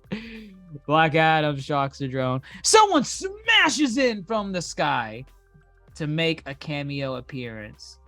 And boy, long-awaited cameo appearance. It's been, not counting Zack Snyder's Justice League, 5 years. 5 years. Mind you, it is almost 10 years since his debut in the DCEU. Man of Steel was came out in 2013. 2013. Wow. 2013, right. 10 years later, hasn't had a single solo film after Man of Steel. Right, crazy. And, crazy. A crime. And here he is. It's him. Here he is. Henry Cavill comes in, talks some ish to Black Adam. He's like, I'll fight you, man. Well, he just basically says, we need to talk. We need to talk. And then Black Adam, does Black Adam smirk at him? I think he smirks, and then now the real credits comes in. Yeah. So Dwayne "The Rock" Johnson needs to shut his mouth right. when it comes to promoting this stuff. So what? I know he's been running his mouth about Black Adam versus Superman is going to happen in the future. We just don't know when it's going to happen. And then someone had asked him about, I think during Comic-Con, about Henry Cavill. And he said something that upset a lot of fans. He basically said, whoever's playing Superman is playing Superman. Or something. And people didn't like that because it sounded like he was making that decision for WB in DC. Oh, wow. Right. And a lot of people didn't like that. Clearly, it was simply, throwing people off the scent. Right. You don't want to. But he did basically confirm, because just in the last couple of weeks, he's leading up to the film. You could have literally saved it for the weekend after the film, the week after the film. I mean, I get it. He's saying certain things to kind of like promote ticket sales, get people going to the movie theater and kind of like, get them excited. You mentioned people have been wanting Henry Cavill as Superman to come back. That is a fact. Like, he's good. He's a great Superman. He's a great Superman. I know a lot of people low-key kind of bullied him from being Superman because they're like, this isn't Superman. He snapped Zod's neck. Superman doesn't do that. But Henry Cavill loves the roles. Henry Cavill's a geek like us. He plays PC gaming. He plays The Witcher. PCs. He builds PCs. He plays games. I love him as Geralt of Rivia in the Witcher series. He is fantastic as Geralt of Rivia. So people for the longest time, they're like, you never know what you have until you lost it. So when they lost Henry Cavill, they're like, maybe we were a little too harsh on him. Maybe we should ask for him back. And so now he's back. This is a big deal because they've never not acknowledged Superman in DCEU films since Batman v Super Justice League. He's always acknowledged. I think what most upset people was when the Superman, who was not Henry Cavill, made that cut off. Peacemaker too, but no, the more jarring one was the Shazam cut off head cameo. Oh, that's right. They did. Oh, right. You're right. Wow, I forgot about that one. Yeah, that was the one where they're like, "Damn, y'all really couldn't get the role anymore?" Well, right. It was like y'all really couldn't get Henry Cavill to show up for this cameo. What's going on here? Right. And then Peacemaker, I didn't expect them to. I didn't expect them, but like the fact that the end spoilers for season 1 of Peacemaker, at the end of season 1, right, they showed the Justice League appearing, but they're silhouettes of the Justice League. The only so you see you don't see Batman there, I don't think, but no, Batman's not there. You see Aquaman, Superman, Flash, Wonder Woman, Superman, Wonder Woman. Yeah, you only see silhouettes of Superman and Wonder Woman, so they couldn't get Gal Gadot and Henry Cavill, but they could get Jason Momoa and Ezra Miller to come and make the appearance. So even with something like that, it's like, my God, you guys are really not wanting to show Henry Cavill as Superman, or just your negotiations are going terribly. It's like, what's the problem? But I feel like Dwayne "The Rock" Johnson, I'm going to say his full name, I don't care. Um, I feel like he was a heavy part of negotiations and trying to get Henry Cavill back in. Oh, no. And see, that's what I've been saying. You know, you can tell The Rock really put a lot into this film.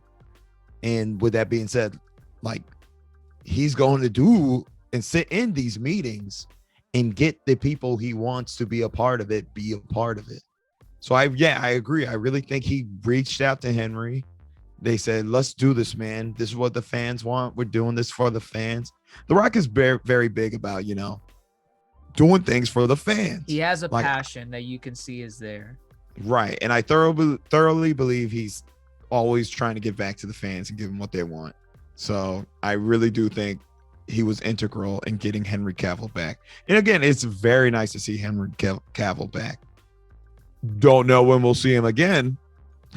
Well, I know they made that it's announcement. confirmed that Man of Steel 2 is in production. That's huge.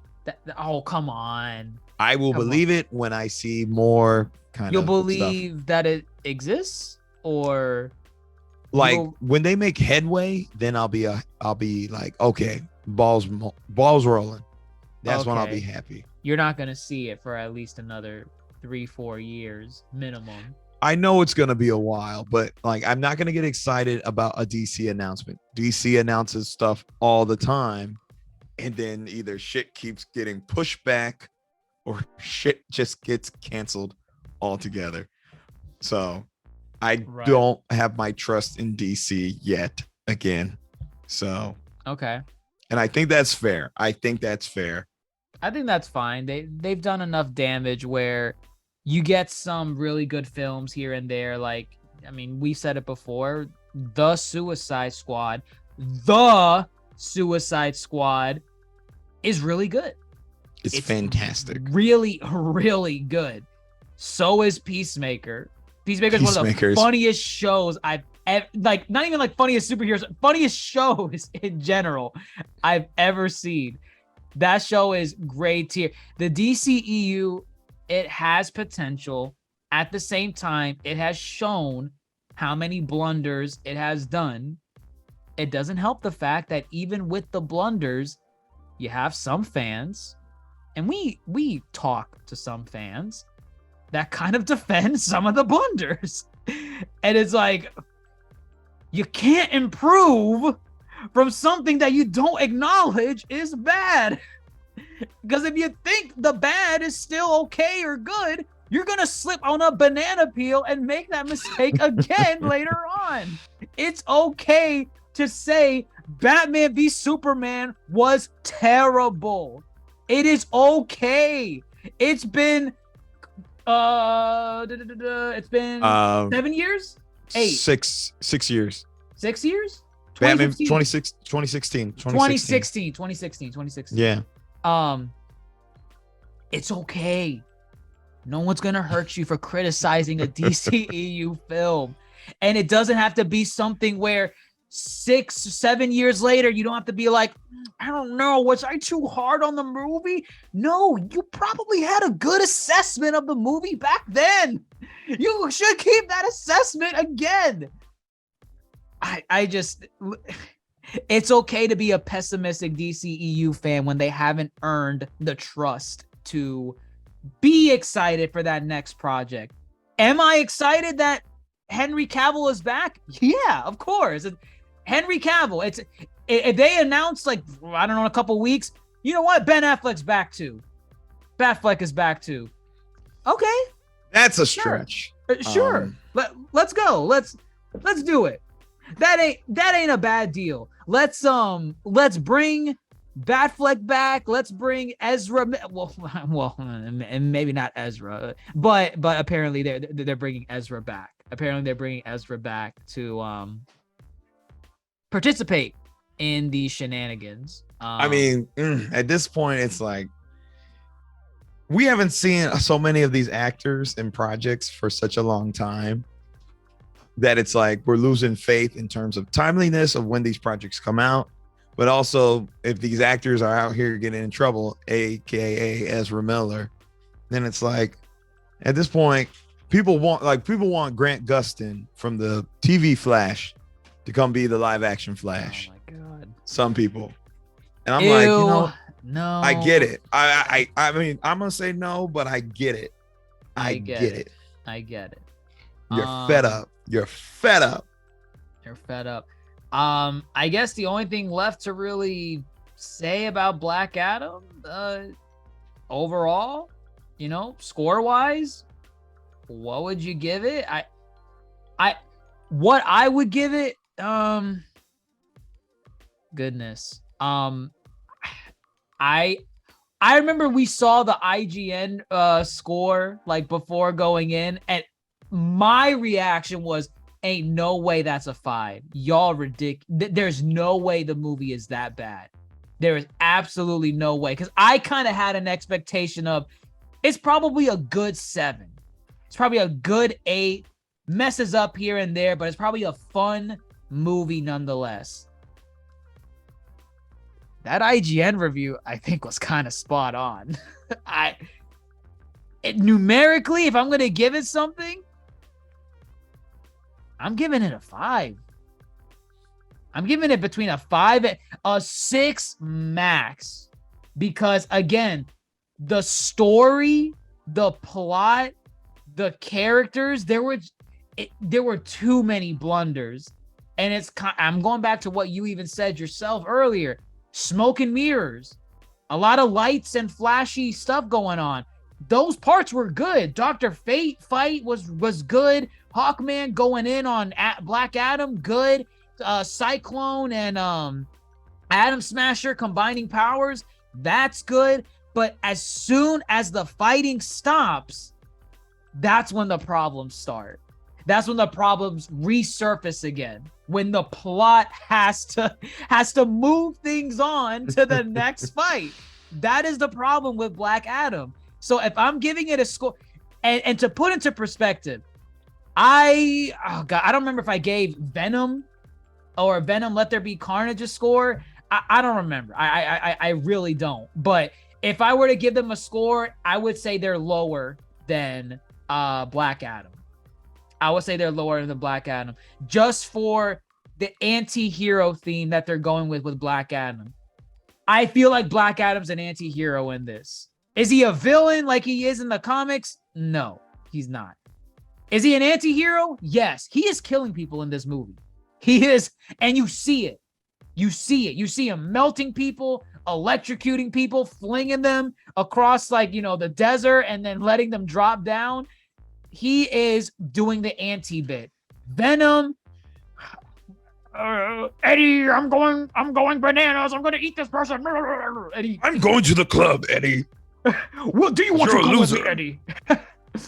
You will not say that you love her, but I will. And it's like, and then you see him, you hear him eat someone off screen. Nom, nom, nom, nom. And I'm like, this is not anti-hero Venom. And I don't even believe in anti-hero Venom. I don't believe in an anti-hero Venom. Venom is not an anti-hero. But if you were going to make him one, you didn't make a believable one. And then, you know, Venom has its own set of problems that I'm not going to get into. I think Venom, for what they were trying to go for in the Venom movies, is worse than what Black Adam did in Black Adam's movie in that aspect. So that's where I would kind of put it. Between a 5, 6 is, you know what, 6.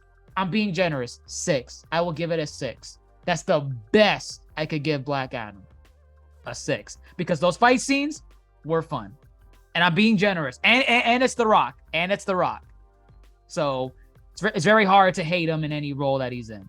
So that's where I'm at. Where are you at? I mean, I'm about the same. I would not give this thing higher than a 6. I don't think it's necessarily a 5, but for what the reasons you pointed out, DC excels in the portrayals of their superheroes, the action bits. It is the story is where they often come up short, and they have trouble putting a very cohesive story together for us to get invested in and follow from point A all the way to point B. And this movie suffers from that greatly. I don't care about Adriana. I don't care about the people of God, this. Oh, you All forgot. right, I forgot now. it. I forgot it. Are you gonna say Wakanda? I'm not. I can't believe I forgot. Kondak. I don't care. I don't care about the villain and his ties to the ancient times 5,000 years ago. I don't even necessarily understand some of the plot. That's a problem. And so it's, if you can't give me a cohesive story, like I said, the action in the smoke and mirrors is not enough to save you. It's not enough. But did I enjoy aspects of the movie? Yes. For that, I guess I will give it a 6. And I am being very generous. I really am. Of course, I'm sure I'm going to be met with your Marvel bias. Wow. You like it when they're corny in Spider-Man, but when Black Adam's corny, you're like, oh my, I'm going to throw up. There's good corny, and then there's poorly executed. Hey, Mom! Listen, this was not meant to be corny. I promise you, they thought we would weep at them coming together. They thought the audience was gonna stand up in unison in that scene and make the Delta. No, Spider-Man is purposefully corny. That scene was not going for corniness, and they came out corny. That's a problem. So, but hey, I commend them for getting Black Adam off the ground. I do think moving forward, we're gonna see some key differences maybe in some of these films. I mean, I don't really know. But if they do more projects like Black Adam versus, like the established characters like Flash and Aquaman, clearly we're getting those films.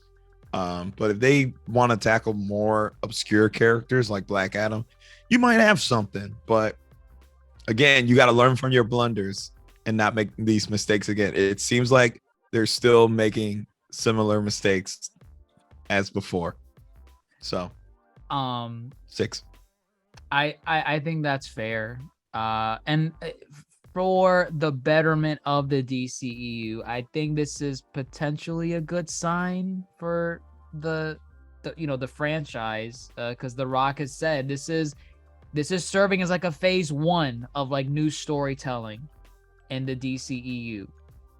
Whether that means we're gonna get more crappy stories like this, I don't know, but in the vein of having more fun in some of these DC movies, we might get more of these cool battles that we all like. Just hoping that the story can hold those battles up so that I'm enjoying the slow parts and I'm also enjoying the hectic parts, the smashing, the climactic segments. I want to be invested in both. I want to be invested in both. If we just wanted to see a fight, y'all could have filmed a fight scene, put on YouTube, a 3-minute AMV. What, to Linkin Park? Yeah. or Headstrong by Trapped. Headstrong. Yeah. Oh my god. Good and bad. Black Adam's got it in spades, both sides. But I think that kind of wraps up what we have to say here at the Yonko table for Black Adam. Let us know what you all think of Black Adam. Were we too harsh on the movie? I feel like we weren't. I kind of went in with a very neutral point. I'm like, is this going to be good? I don't know if it's going to be good. And I came out kind of negative from what I saw. But were there good parts? Yes. There were good parts, and I hope these new head writers at DC and Warner Brothers. There's a good sign at Warner Brothers. Walter Hamada was he got sent out the door. He's no longer the head of I think it's Warner Brothers, Warner Brothers. He got sent out the door. He was the previous president/CEO, so that's a good sign. He was the president for the last several years. So if you want to point the finger at, bad DC movies, he's right there. He's right there. He's out the door. So new leadership coming in. Hopefully, maybe the next Kevin Feige for the DC. You never know. Someone might take up the mantle. They're like, all right, we're doing this. Let's do it. We'll see. We'll see. They did say they're going to come up with that plan. They did. I believe in the potential of a DC proper cinematic universe. I believe in it. It can happen. You just got to put in the work and be patient. But we'll see. We'll see. Let us know your thoughts, folks. You know where to listen to us on. Give us a like, give us a share. We're on all your social media podcast forums like Apple Podcasts, Spotify, YouTube, Twitter, Instagram, Facebook, TikTok at the Yonko Table. If you want to see our lovely faces, check out the YouTube at DrJaceAttorney. If you want to see us live playing some video games or whatever where we have on the Twitch channel, check out at DrJaceAttorney. And we'll probably do. Maybe we'll do Arkham Knights. We'll do a co-op session. I don't know. Don't press your luck on that one. We Grandmaster Hoop has an Arkham Knight addiction, so we gotta hold off on that. So, but we'll catch you later, folks. Let us know your thoughts on Black Adam. I'm your Yonko host, DrJaceAttorney, fellow Yonko Grandmaster Hoop. Signing off. Take care. What I do?